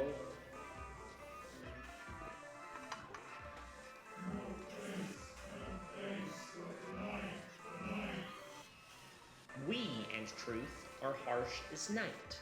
Go on, justify your life. Right here, right now? Okay,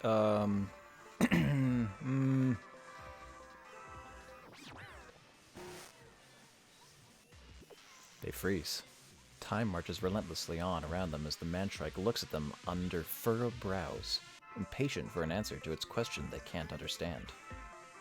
Well, as under a spell, all dried up. We will tell, fly the cell. If you do not kill yourself, we will kill you in your stead. As far as revolutions go, yours has failed, a stillborn, dead. 'Tis terrific Burdness's daily bread to deal out death. Give us reason to abstain, keep withstanding so much strain. That's our position. Nameless you appear, aimless you stay. Fear our reason for no reason, KKK. Why do you want to kill me? What did I do wrong? Do I not even get a mic? This is unfair. I'm not getting proper representation here. My mic doesn't work. Are we arguing if I get to live?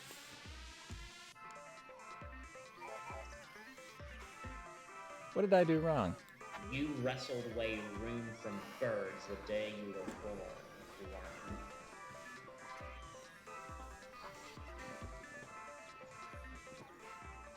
Why do you want to kill me? Thy existence stands opposed to truth and reasonable thought. You do not exist, hence you must die. I'm Paradox, am I? Your criminal lie has cast the die for you to disappear. And terrific birdness agents are truthfulness. Yeah, so much powder at the bottom of that coffee cup. Yeah. Gotta be real careful with powdered milk. Do I not even get a mic? Didn't hear, couldn't care. You're a creature of distress. Life's not fair, get over it. Are we arguing if I get to live? Arguments are without base. These are facts. You do not get to be alive. Studies show 0% of mankind lives namelessly. Cease denial and your offense to bird-like sensibility.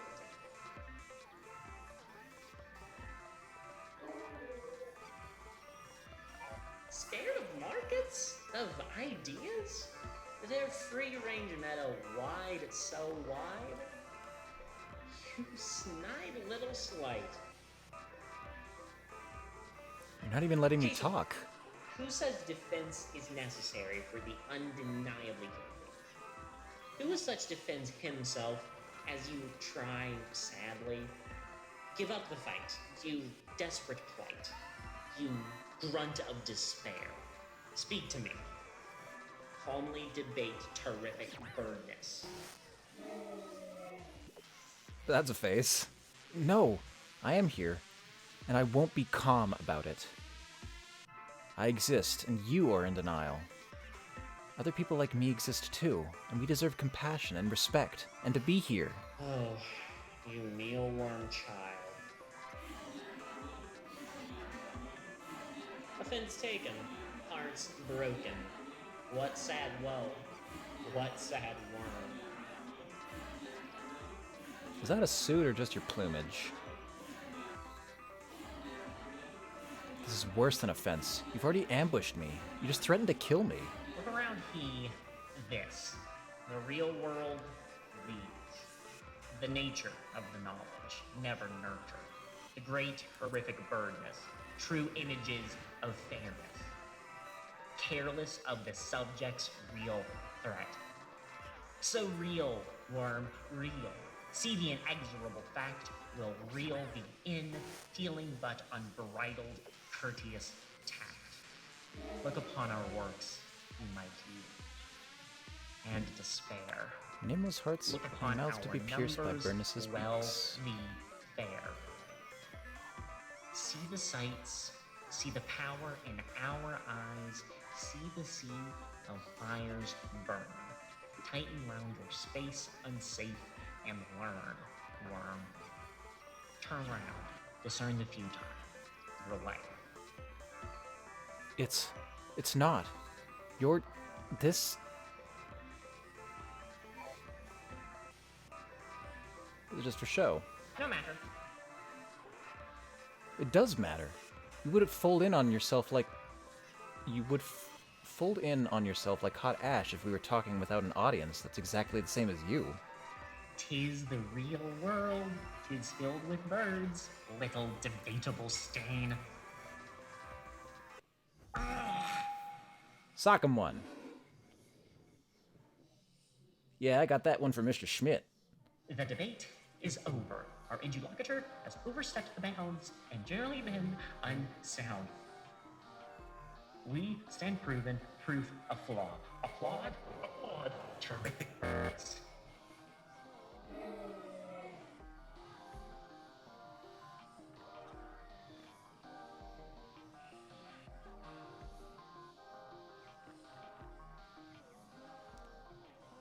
Oh god, that's hard to read. The Mantrike is showing great strain keeping his enthusiastic pose. A true showman, its eyes are saturated with hatred for the unnamed.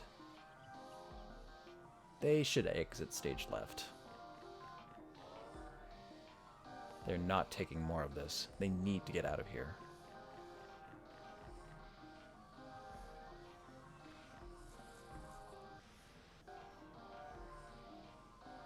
Are you certain that you want to disturb these birds? They look ready to snap. A cigarette is advised.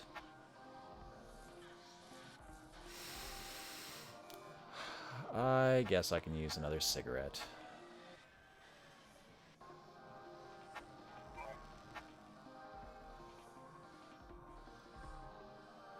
Unless you hear, unless you stay.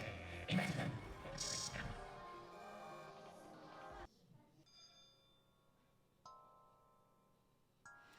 Mantrike has sent its audience to kill the unnamed. This is going to get ugly.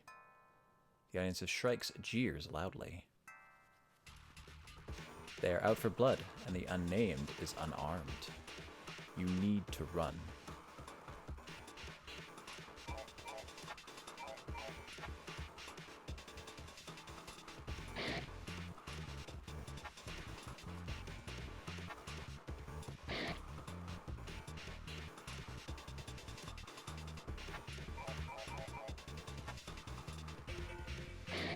Ow.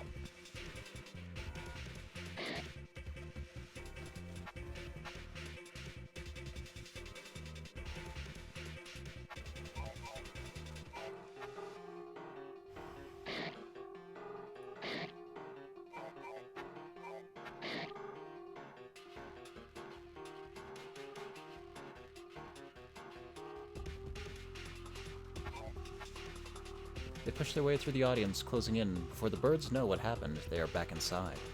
The unnamed got away. Yeah, that did get pretty close. 1 HP.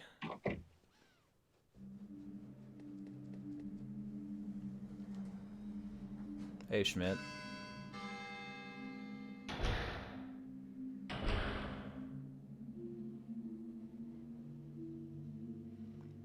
You going out for a smoke? I wouldn't do that if I were you. The unnamed stares down Schmidt. This late at night, in this situation, he is on his way outside.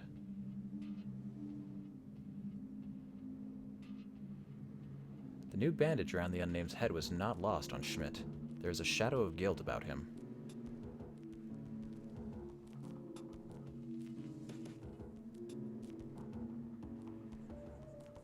Not too busy for the pub? Nope. Never was all that busy, all told, boy. Just thought the old apartment's getting a bit too stuffy, you know? Been running the TV too much in there. Sucking in all the air. Smoking too much. You know, kid, boy, pardon. I think I might have lost me a decades-old friendship tonight. Need to drown that sorrow, you understand. I didn't ask, Horst. What a fucking callous thing of you to say, boy. I give you my best tobacco and you reward me with apathy, huh? Looks like you'll certainly celebrate my leave. The celebration is all mine. Glad to be out of this dump. For the night? Sure, for the night. Gonna be a long one, though, I reckon. Maybe some flashes, but no light. A long, dark... Never seen a fully starless sky in Vienna. Well, maybe we'll shine all the brighter in spite, huh, boy? Anyway, gonna piss off before this shitty building collapses on me. Bye.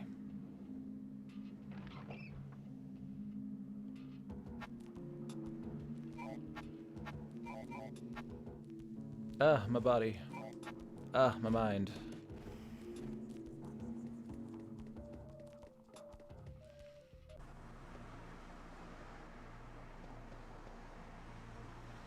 The unname's eyes unfocus and stare off into the distance. No need to ruminate on their dark history. The present is harsh enough.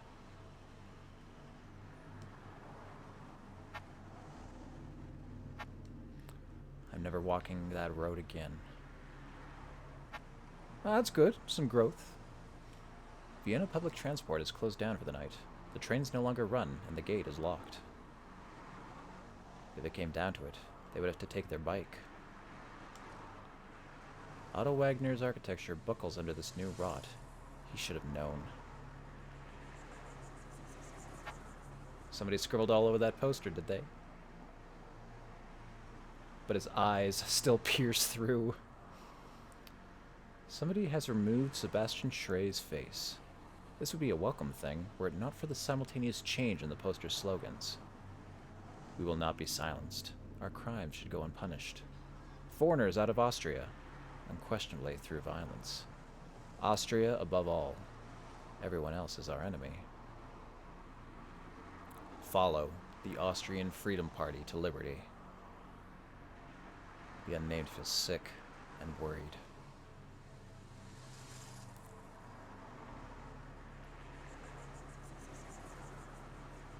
There are eyes looking at the unnamed. Behind the blackened void of Sebastian Schrey's face.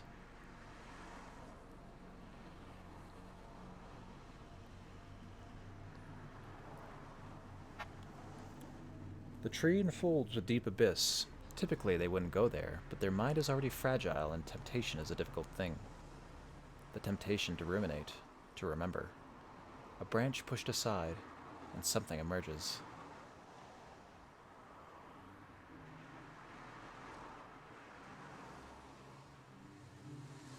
Alex?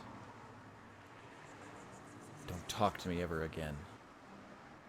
The unnamed remembers their time with him. Alex. I don't want to have to care for you anymore.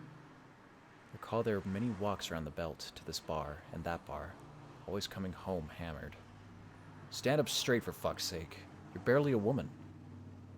It was in those moments that Alex was just the right amount of vitriolic, and they were just the right amount of vulnerable. You know, you should be more like this tree. There, out by the window. You see it? Yeah? Their eyes followed the cars instead. A flash of an idea. An evisceration of the self beneath the wheel. Look at how slender its twigs are. How inert. How little it needs. Maybe The truth was, come on! They were never into him. Give me a kiss. Or men in general. What's the matter with you? Cat got your tongue? I'll get it for you. The road beckoned loudly. Come on! This daily lasted for 1.5 years. Let's get that off. No! Sorry? There had only been 1 good month. Everything after, their new therapist helped them realize, was bullshit. I'm never walking that road again. Repeat after me. Feeling seen there, Nameless? I'm never walking that road again.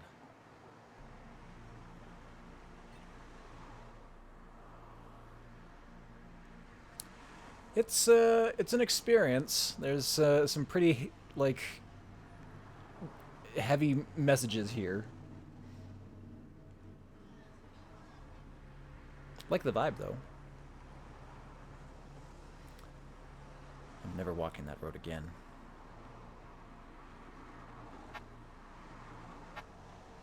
The sky is blackened, as though covered in a thick layer of gauche. Whatever twinkles behind it is not relevant for human beings right now. The unnamed really wishes they saw even the hint of a star.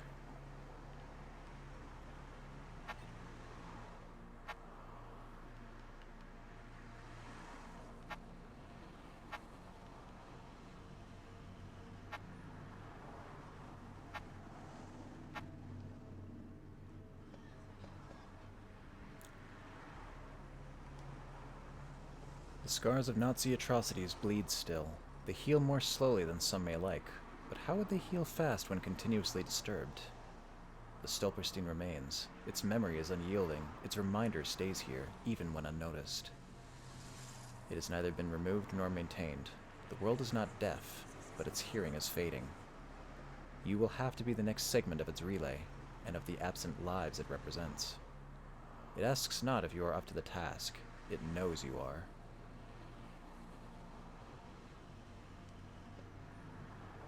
The graffiti on the wall says something to the effect of, "The rent here is shit."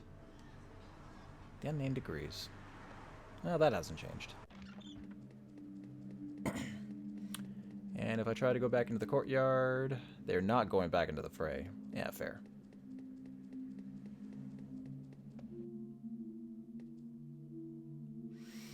Guess I should go tell Anne what happened.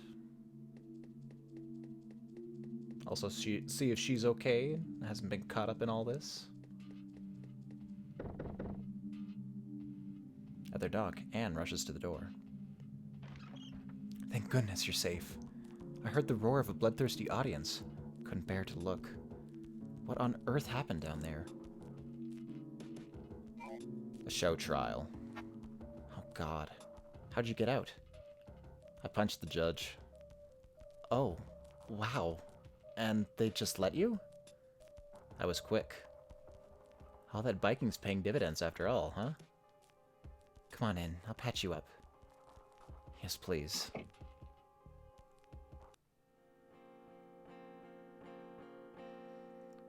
What you're saying is, we need to warn the other residents of this building.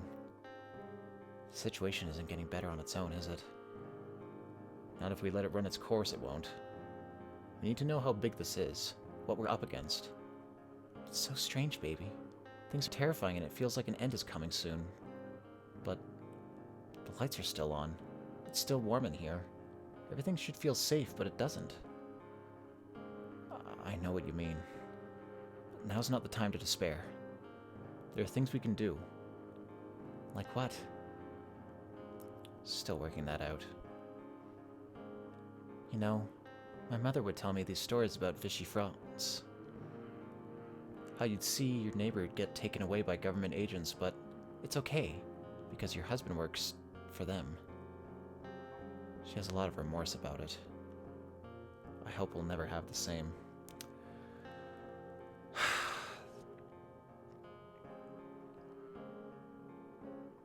Man, that is a hard decision to face, and I can't imagine having to make that choice. And how to live with it afterwards. Weird question. Did you have relatives involved in that? Most people with Austrian parents do, I think. What can you do? Say good riddance when they pass, bury them, and do better. That was a rhetorical question, baby, but it's appreciated. Pair of old-fashioned metal scissors.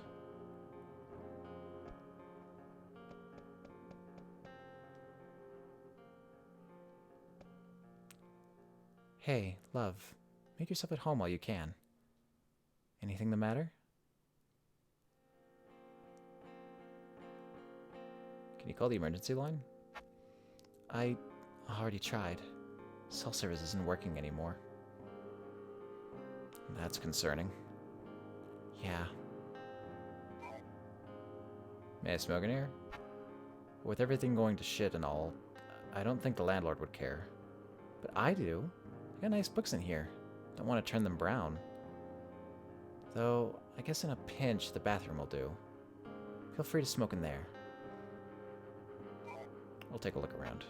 Go ahead. This might well be the calm before the storm.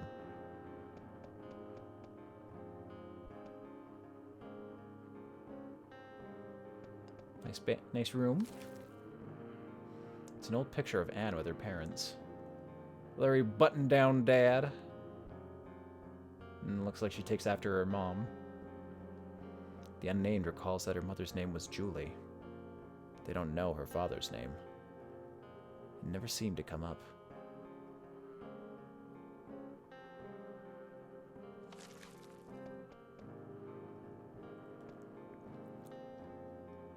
A writing desk. Splayed out on it is long-form poem in progress, a worn green fountain pen next to it. The unnamed would rather not pry in Anne's things, but should they read it still? Nah, I'll leave it alone. And a yoga ball underneath. Good option for a chair, honestly. Anne's unmade bed. See, it's not just her. A large, heavy statue made of burnt clay. Handprints cover its entire surface. The unnamed could never sleep with something like this watching them. A large bookshelf. Anne keeps a modest amount of novels. Novels are a cheap and welcome pastime for the unnamed. They can't help but notice that Anne doesn't keep the books she wrote herself here. I mean, yeah?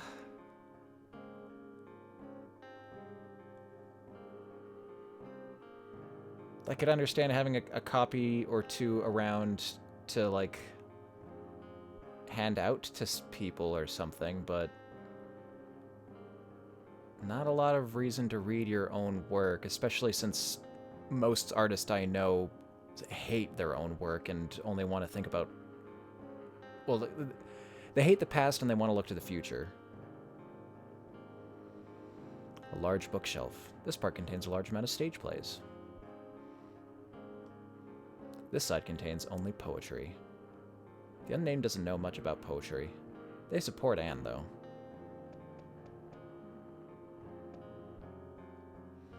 On this tiny side table, there's a sheet of paper full of scribbles. Asemic writing, Anne calls it. The drawer below the table is filled to the brim with nigh identical previous iterations of the same illegible writing.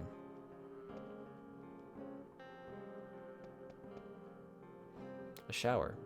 There's a waning bar of hand soap among various shampoo and conditioner bottles.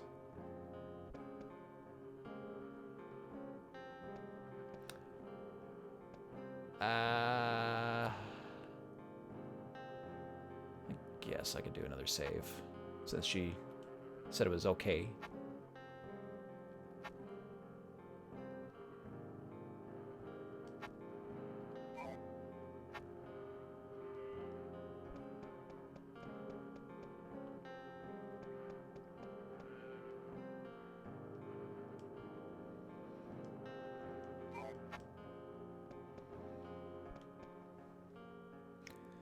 First aid kit that Anne used to patch up the unnamed's head wound.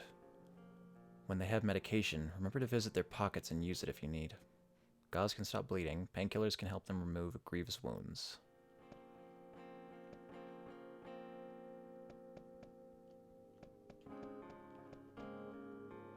Strangely dark out for the city at night.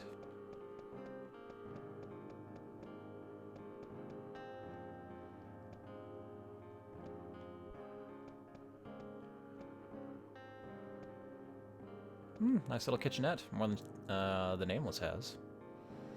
Anne's dishwasher. The Unnamed is jealous. Gas stove. Cold to the touch.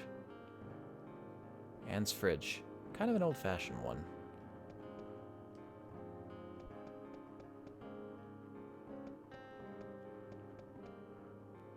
Oh, wait up. Got the hammer. Are we on our way? Yes, let's go.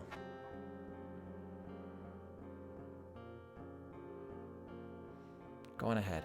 I'll lock the place down.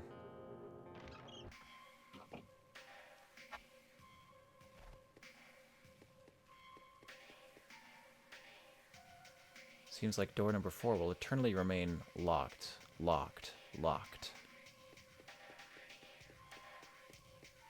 And got a lady with a sledgehammer coming, right? Need to go meet Miss Yildirim. We'll do a wellness check on Miss Yildirim here. Is this Mrs. Yildirim's door yet? I can't tell.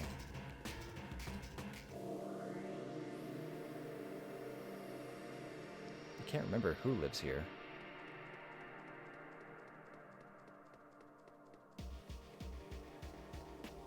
World's warping a bit.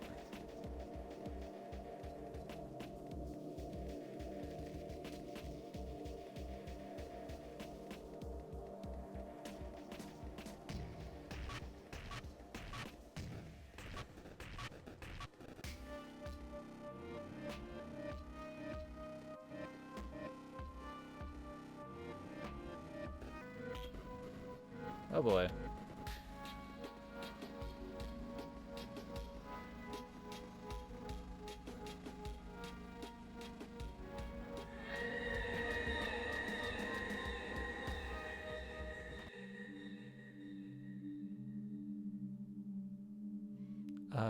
Baby?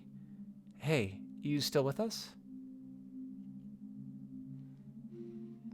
You're still really that tired, huh?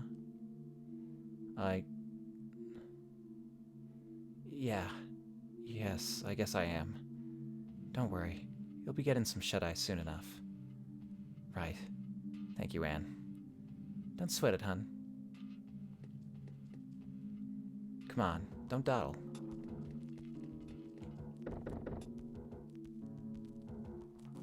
What are you doing?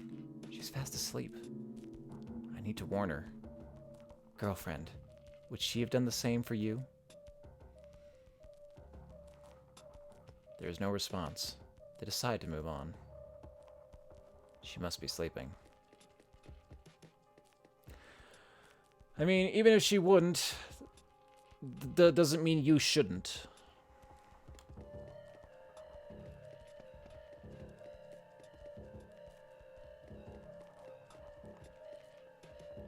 Hey, let me do the knocking. I'm just collecting my thoughts first. Step back a little, please. Okay.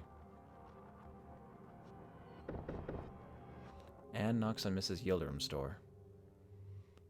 The Unnamed can hear the flipper keeping the peephole shut being pulled aside. The door is opened hastily. I thought you were sleeping already, Anne. I see you brought your friend. Oh, Esma, don't be so skittish. Come on. Oh, unless you two have history. Not really. I met her. Them, actually. Oh, you, earlier. I'm sure you're very nice. You aren't too busy tomorrow to have us over for a spell, are you, Esma? Oh, I'm going to be buried. Ha! Come on in, both of you.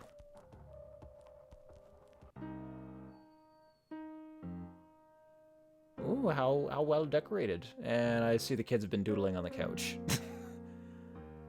I will get the tea. Tell me, what is your name? Are you alright? Anne, the friend you brought is shy, right? That's Aster. Oh, hello, Aster. Please, make yourself at home. Take a seat, you two. Relax. Excuse me for a moment. Anne. Yes? Why did you give her my name? Oh, don't tell me I've messed that one up. No. No, you didn't. Never mind. Come on, little one. Don't be so anxious. There's nothing you can do about this mess right now. With Esma and I, you are safe. Okay. Hello, child. Hey, sup? Hello? Hey man, you were just like staring at me. I thought you wanted something. Not really. Sorry I gave that impression. Come on, Aster. Please be nice. What's your name? Dennis. I hear you're Aster, yeah? Yeah.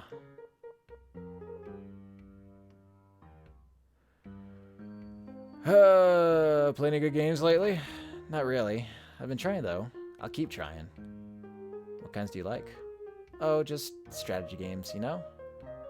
Those are some of the only ones I can get running on my shitty computer. Yeah, I know that feeling, Aster. Haven't done it lately though. Been reading more again. You do you, but hey, Aster. Yeah? So, look, I've seen you around. I remember that, how to put this non-awkwardly. How come your head is shaved? I saw you used to have this really long curly mop. Overdyed my hair. Sure, yeah, just your hair's been this way for a year. You must have kept it shaved. What gives? Well, I just ended up liking it better. And it's easier to maintain, too. I'll speak to that. The main reason that I grow my hair out to like a foot long and then buzz cut it all off is it gets too hot. And like start having to apply a lot of shampoo and maintenance gets worse. I'd like to have long hair, but sometimes it's easier just to go down to like a couple of millimeters. Okay, but I noticed that with your head shaven and no beard or nothing, and I don't know, something else? It's... What? It's hard to tell if you're a girl or a boy. Yeah, I guess. Thanks for the answer. Aster? I'm ready. Please come help me set down the tray. Dennis seems deep in thought, and there's nothing more to say anyway. A framed, discolored photo of a young Esma posing with her husband, Sina. Cute. They're both smiling genuinely. Him with that lazy smile, her all perky. Ah, it's so comfy and cozy in here. It's easy to forget that there's chaos running rampant outside.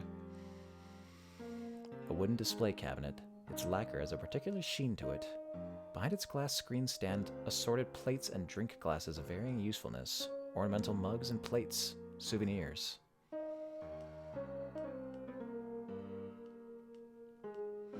What's the matter, baby?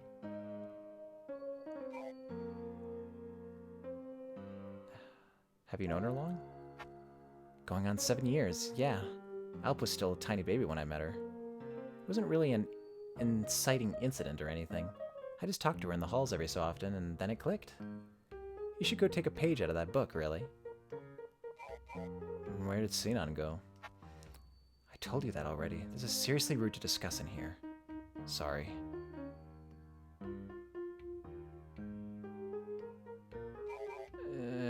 Nothing really. Alright, baby. Take a look around. A worn but beautiful couch. A child has scribbled 2 dinosaurs with sunglasses on its back. Esma's attempts to remove the crayon were futile. I can say that I think these dinosaurs look very, very cool. Crayon out of couch, huh? Well, that's wax-based, probably, so...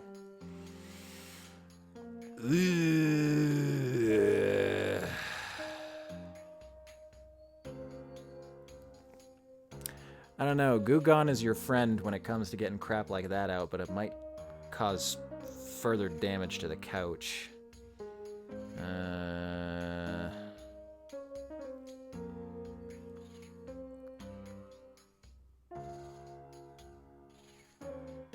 You want something to bind to it first. If you could get your shitty computer working, I'm sure you could find some sort of solution online. A bookshelf. Just below eye level, there are a small handful of non-fiction picture books, gently used. Just out of reach of a child's hand, there is a book series on fables and myths, and a modest printing of the Quran.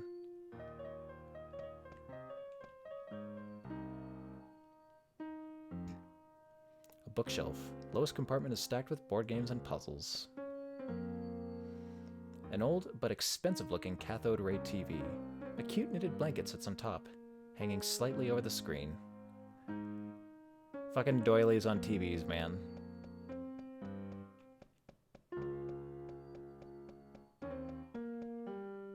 Several winter coats in varying stages of disrepair hang here. A thick red coat must be Esma's. Ancient fridge. On top, Esma has put a large Dutch oven. She probably can't reach it very well. Step stool around here somewhere? A kitchen sink. It's well used.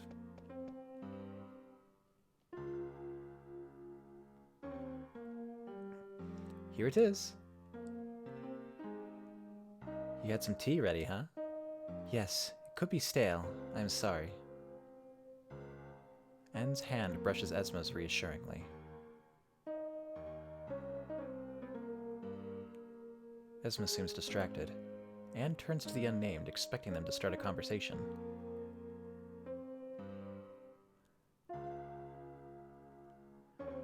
Up late, Mrs. Yildirim, or more familiar, still up, Esma?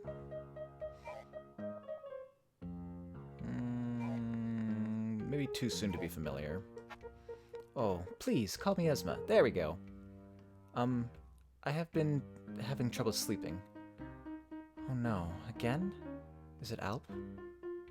No. Oh dearie. Insomnia's back, huh?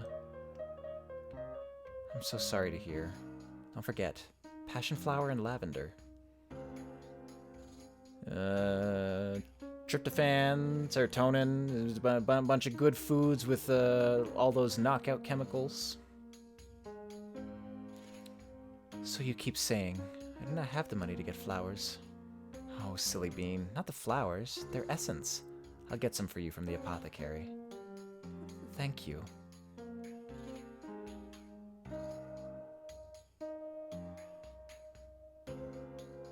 I'm starting to come out of my shell, but... Now the cover is over her. Oh, it's literally just whoever's in control at the moment. Okay.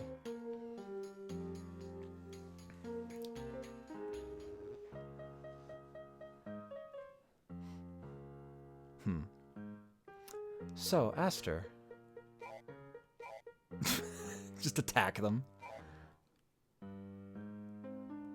Are you a student? No. I work independently, on a per-commission basis, I guess. And what do you do? I fix people's bicycles, work with my hands. Recently, people have been needing computers repaired more than bikes, though, so I adapted. Are you happy with it? Not particularly. It puts me in jeopardy a few times, but I don't have other skills. I never finished studying. God knows I tried. Just too dumb, I guess. Baby, please, we came here for a different reason than small talk. A long silence. Finally, the unnamed inhales and says, "Birds are attacking us." Excuse me? Oh, brother. All night, they've been appearing all over the building. They're violent, ganged up on me, and tried to break into Anne's place. Aster, you're not seeing things, are you?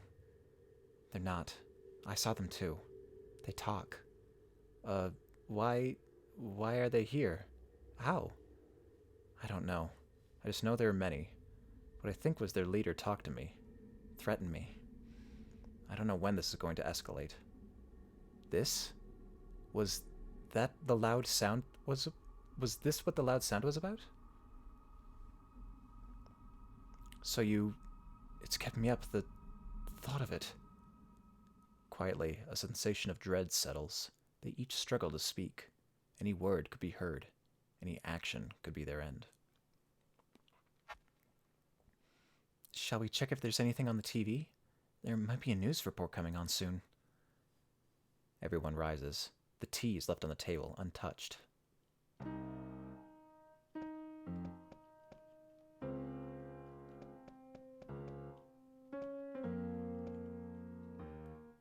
Is it starting? Are we there yet? Shush. It's not for a short bit more. We're waiting for the time frame at midnight. All right.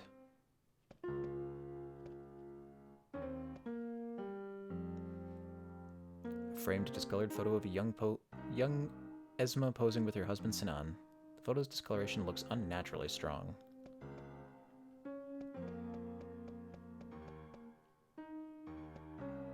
Go check up on the kids, I guess. Alp and Dennis's unmade bunk bed. Hey, weirdo. The unnamed sighs. Anyone who is around a child is expected in some measure to act as a parent. And this is overwhelming to them. They can't see themselves ever entering into a living arrangement that includes kids. Why are you wearing toilet paper around your head? Hey, can I tell you a secret? Sure. Put your hand on the wall. Come on. As the unnamed's hand touches the brick, they recoil. It's unbearably hot. It's even shorter than I can touch it. This wall started going hot a few minutes ago. I want to ask Schmidt why, but he just yelled at me down. I see. Aster! It's starting, baby! Can't believe they're leaving us hanging now. I'd love to beat Schmidt up when I'm big. Maybe when I have more friends. Me too.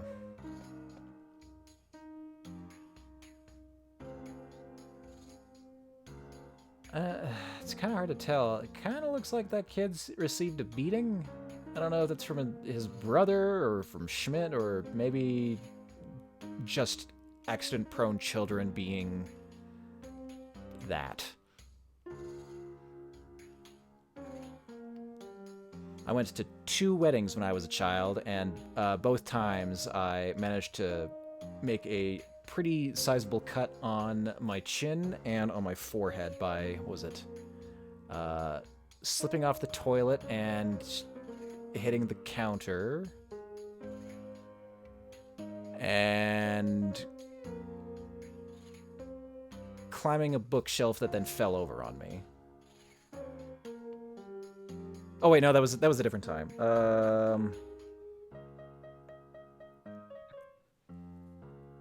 Misjudging the height of a table as I ran under it.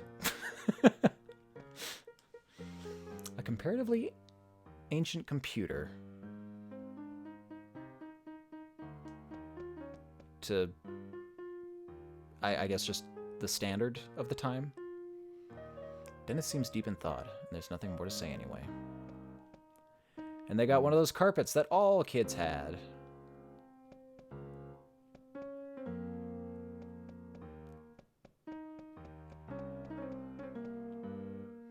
Sit down, please.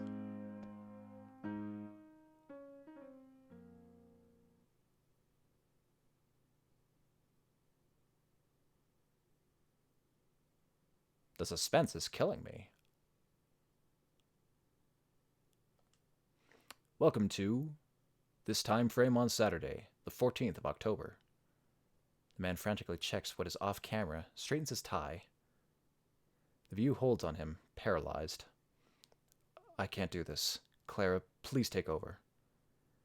Ladies and gentlemen, people of Austria, Clara Herslade is my name, and I don't know how else to inform you of what has occurred, so I shall express it clearly. Countless birds have landed all over the country. They glow. They speak. How is any of this real? Some are in here, watching us right now. Yes, we have their chief of operations. Sir, what's your name? We are Terrific Birdness. I'm not going to call you that. Then your calling you shall meet. So much for a quiet election analysis. Fritz, why are you still filming? It's just birds. Don't drag your feet, Clara. Fritz, what? So, sir, Birdness, we are called. Why are you here? To cull whoever lives unneeded, the ones who've run, who've only pleaded. A sea of fires reaps your land. It's now that you should take your stand. Show our size, tell our tale, miss the sun. We'll find for thee a better one. A shadow of terrific scale, a scar from which our fire blooms, a strength that cannot ever fail, the final on birds' final doom. Nameless you appear, aimless you stay. Austrian people, look away. Keep heads down low, keep noses clean, and yours shall be our fire's gleam. In Birdness's eye, thy friend am I.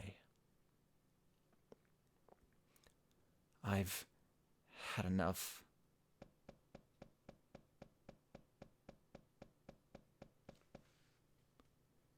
Aster?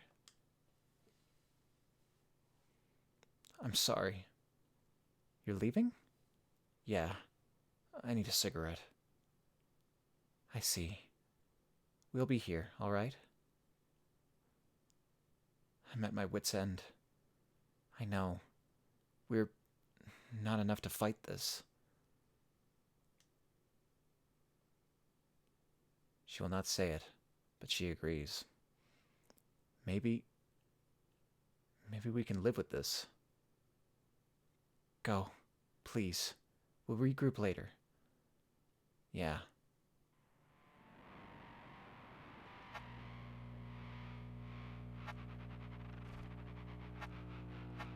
Yeah, I guess I can take a smoke now.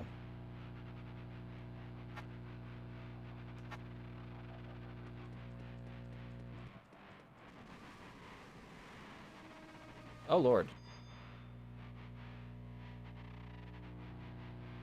This doesn't look right. Can't be said what stands eye to eye with the unnamed, only that it wants to harm them. Flee if you're able.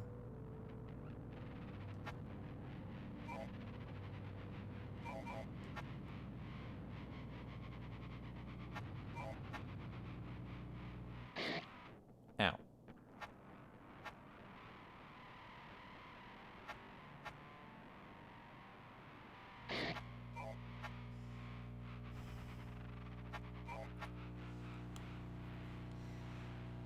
The unnamed sees their foe get exhausted. Now flee. The unnamed practices mindfulness and finds an answer. This is a sinew shrike, a bird whose insides have grown to burst the seams of its skin. 100 stability. Lumbering but powerful. Best to run. The opening persists. Flee if you need to. The bird shrieks angrily, but its scramble to catch them is futile. The unnamed got away.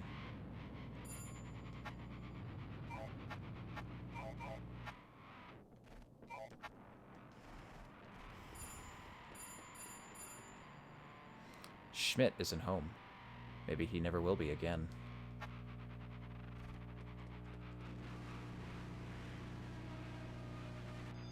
Okay, so the light is what brings out birds.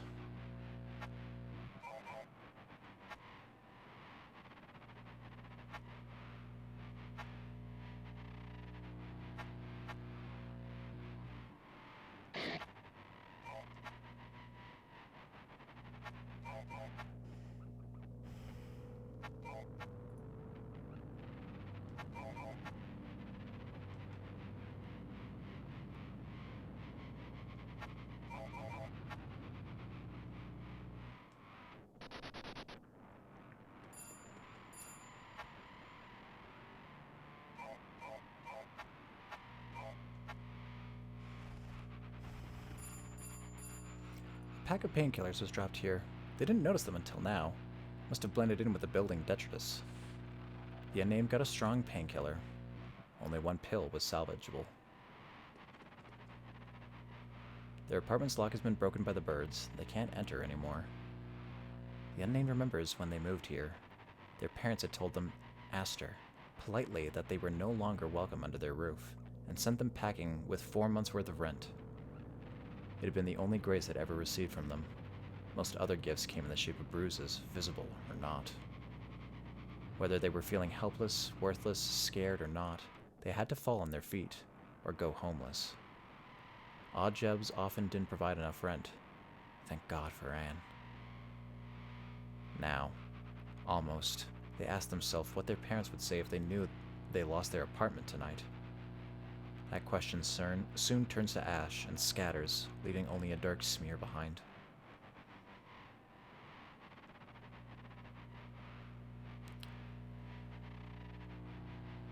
They should have kept a key under their doormat from the get-go.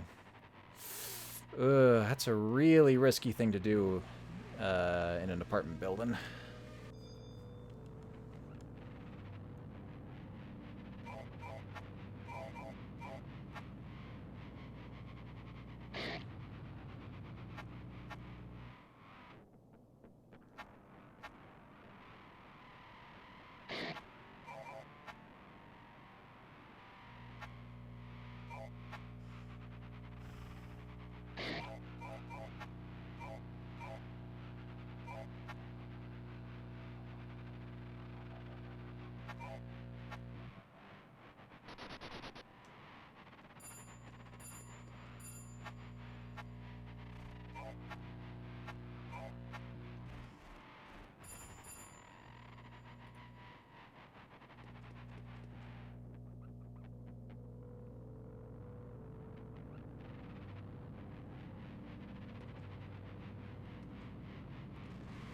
Shoot, a little early.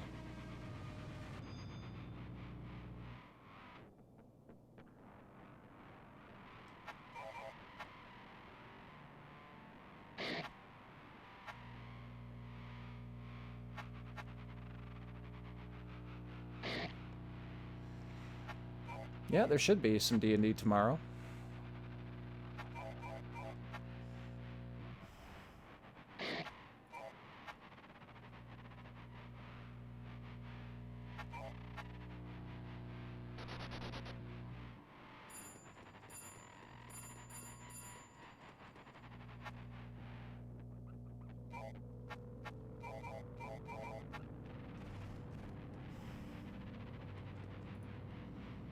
Who dat?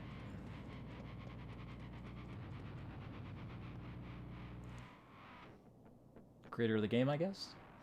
You know, I think the apartment building in this game is extremely sexy. I can't wait to pick the rust of its elevator off my skin, the mildew on the walls off my palms. Wait, where are you going? Well, I'm making a place that's overwhelming in its vastness, the one where all of this is really happening. And then, I'm gonna get down with that building too. Architecture fetish? Oh.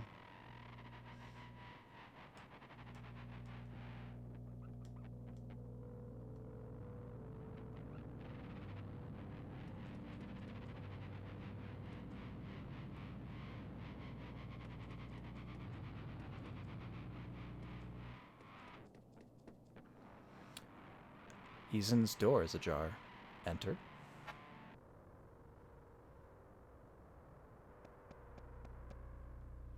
There's an old letterhead here. Dear Miss Eason, I trust this letter finds you well. I felt it important to personally thank you for the steps you have taken to ensure our company's success. Please find enclosed your severance pay. My prior insistence upon your position, if continued now, would plunge Bourne Pharmaceuticals into a new period of recession, ending both our careers. Your methods, of then as of now, effective though they were publicly deprecated by our greater society. Survivors organize efforts now. Gertrude, I hope you understand the necessity of this arrangement. On a personal note, 2,000,000 shillings are certain to last you a lifetime. I remain with the most cordial wishes. Do not contact us again. Sincerely, Walter Grossinger, Barn Pharma. About 40 years ago. Or 30 years ago? Empty packs of cigarettes sit between ashtrays, chock full. An ancient fire extinguisher stands tucked away in the corner of Eason's apartment. It looks unreliable, but might still be useful. Yeah, I'm taking it. The unnamed got a fire extinguisher. Can I use that as a weapon? No.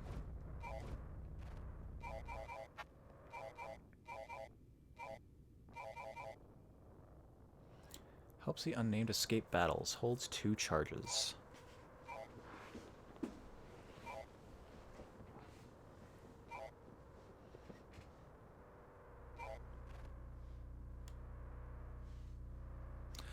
Campaign? Let's see. We are doing a 1 to 20 campaign, and we just got to level 9 recently.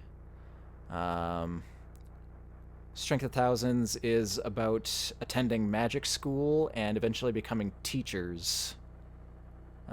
We've gotten to that stage and are now doing a field trip out to a village to do a wellness check on one of the students that left. And as part of that, we're also bringing other students along to research and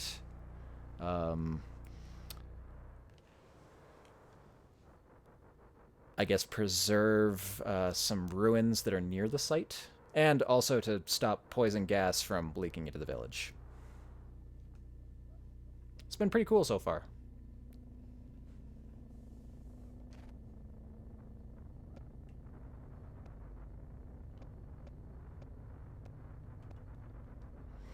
Ashtrays full to the brim, just all over the ground. Picture of a young Ison with 2 friends. It looks very old, but the unsteady lighting makes it hard to make out the names and date.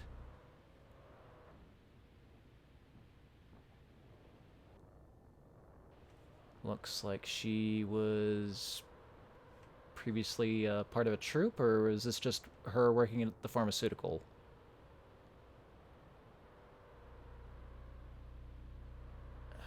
Kind of looks like she's on puppet strings.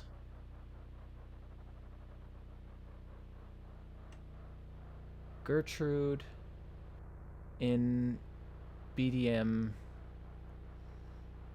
is... God, it's in another language, I think, so I even if I could make it out, I wouldn't know what it is.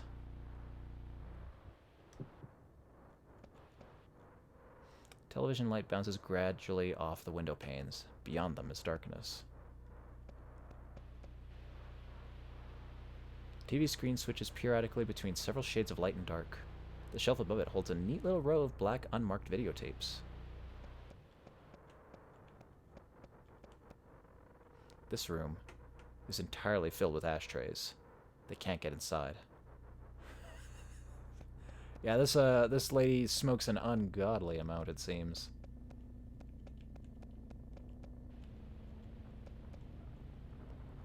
Books that reek of smoke. Some of their edges look as though singed.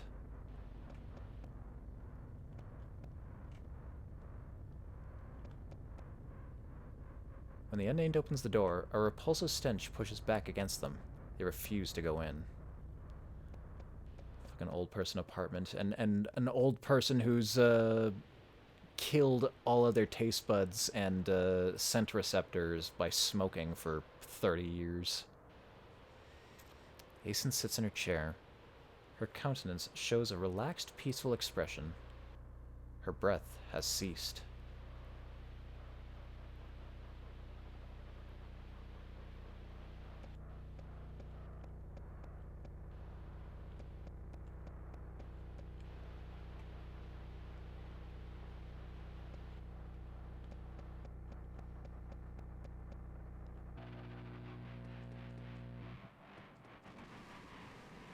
Poop.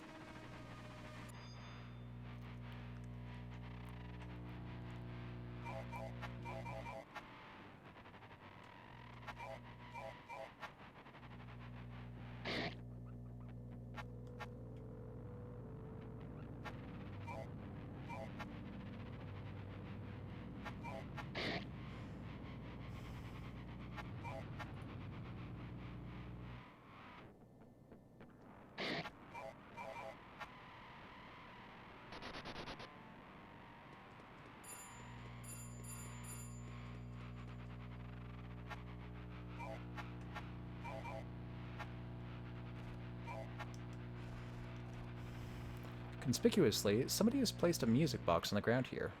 The unnamed feels strongly that they should take it. Got a music box. An old heirloom. And I can use it. Sound test. View list of songs, exit.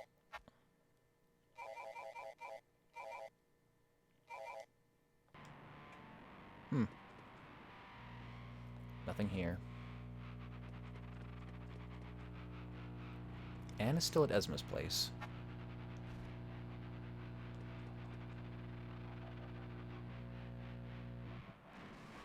Oops. I didn't think I was going to go in front of the window.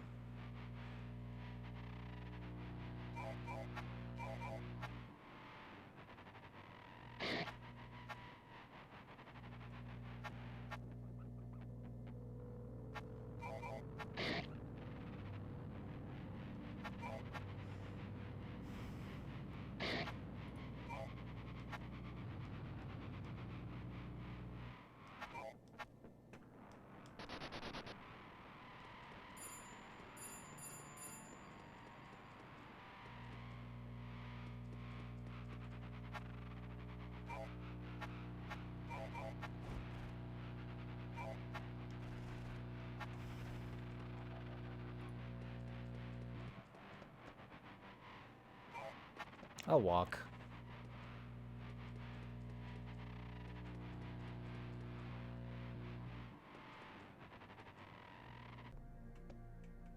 Hey, no cars.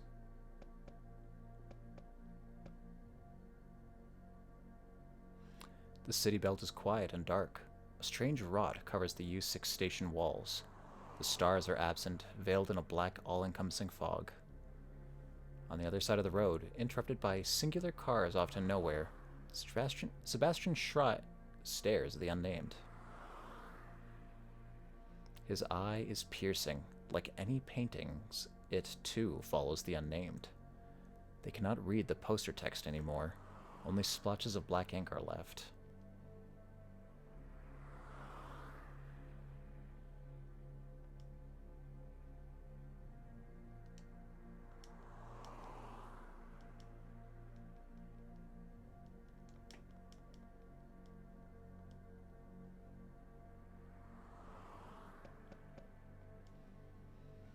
Don't forget.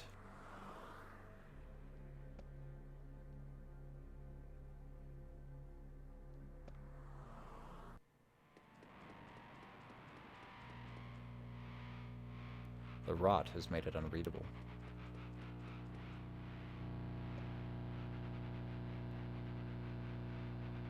Birds! Birds everywhere! Before the unnamed, there.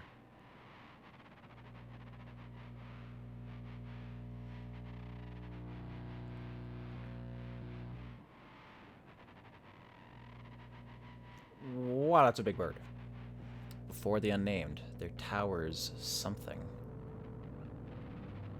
Tall as a small lighthouse, feathered, planted to the soil with clawed feet, expelling orange light and pulsing heat. The Panopticon Shrike towers before the unnamed. Its manifold wings drop feathers and ash. Its cindering neck expels a horrifying smell, permeating the courtyard area. Its jitters and twitches, its squawks and screeches, its reek, though sickening, has the unnamed itch for cigs. It watches them. Your curtain may be calling. Breathe, unnamed. Know what you have to do. Breathe deep and make a copy of yourself. You may need it.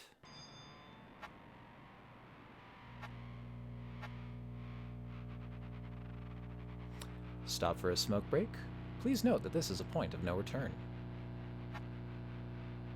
As the unnamed forces the flow of cigarette exhaust down, their breath seizes up. Perhaps they should not have done as they were told. Do as you're told. Do as you're told. A darkness encroaches on their view, like putting on a black mask. Faint hope. Failed fast. Find death. Die. Through this grave sea of blackness, only the eyes of the Panopticon Shrike pierce. Birdness sees you. Birdness sees it all. Heat washes over them, the inside of their... When they return, ash is raining down. It falls off the upper floors of the building. No time to waste.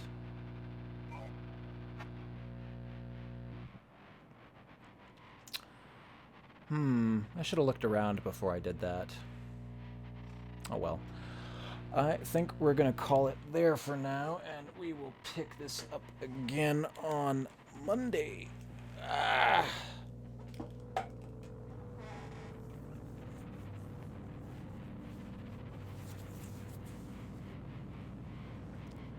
was a weird game, but I like where it's going.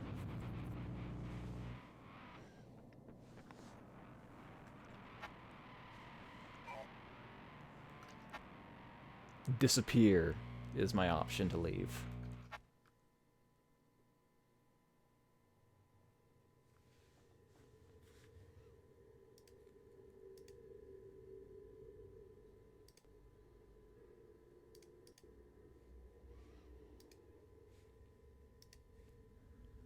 Okay, well. Thank you very much for stopping by. We will be back here again on Monday for some more An Outcry, and look forward to next Thursday when we'll be doing our pumpkin carving stream.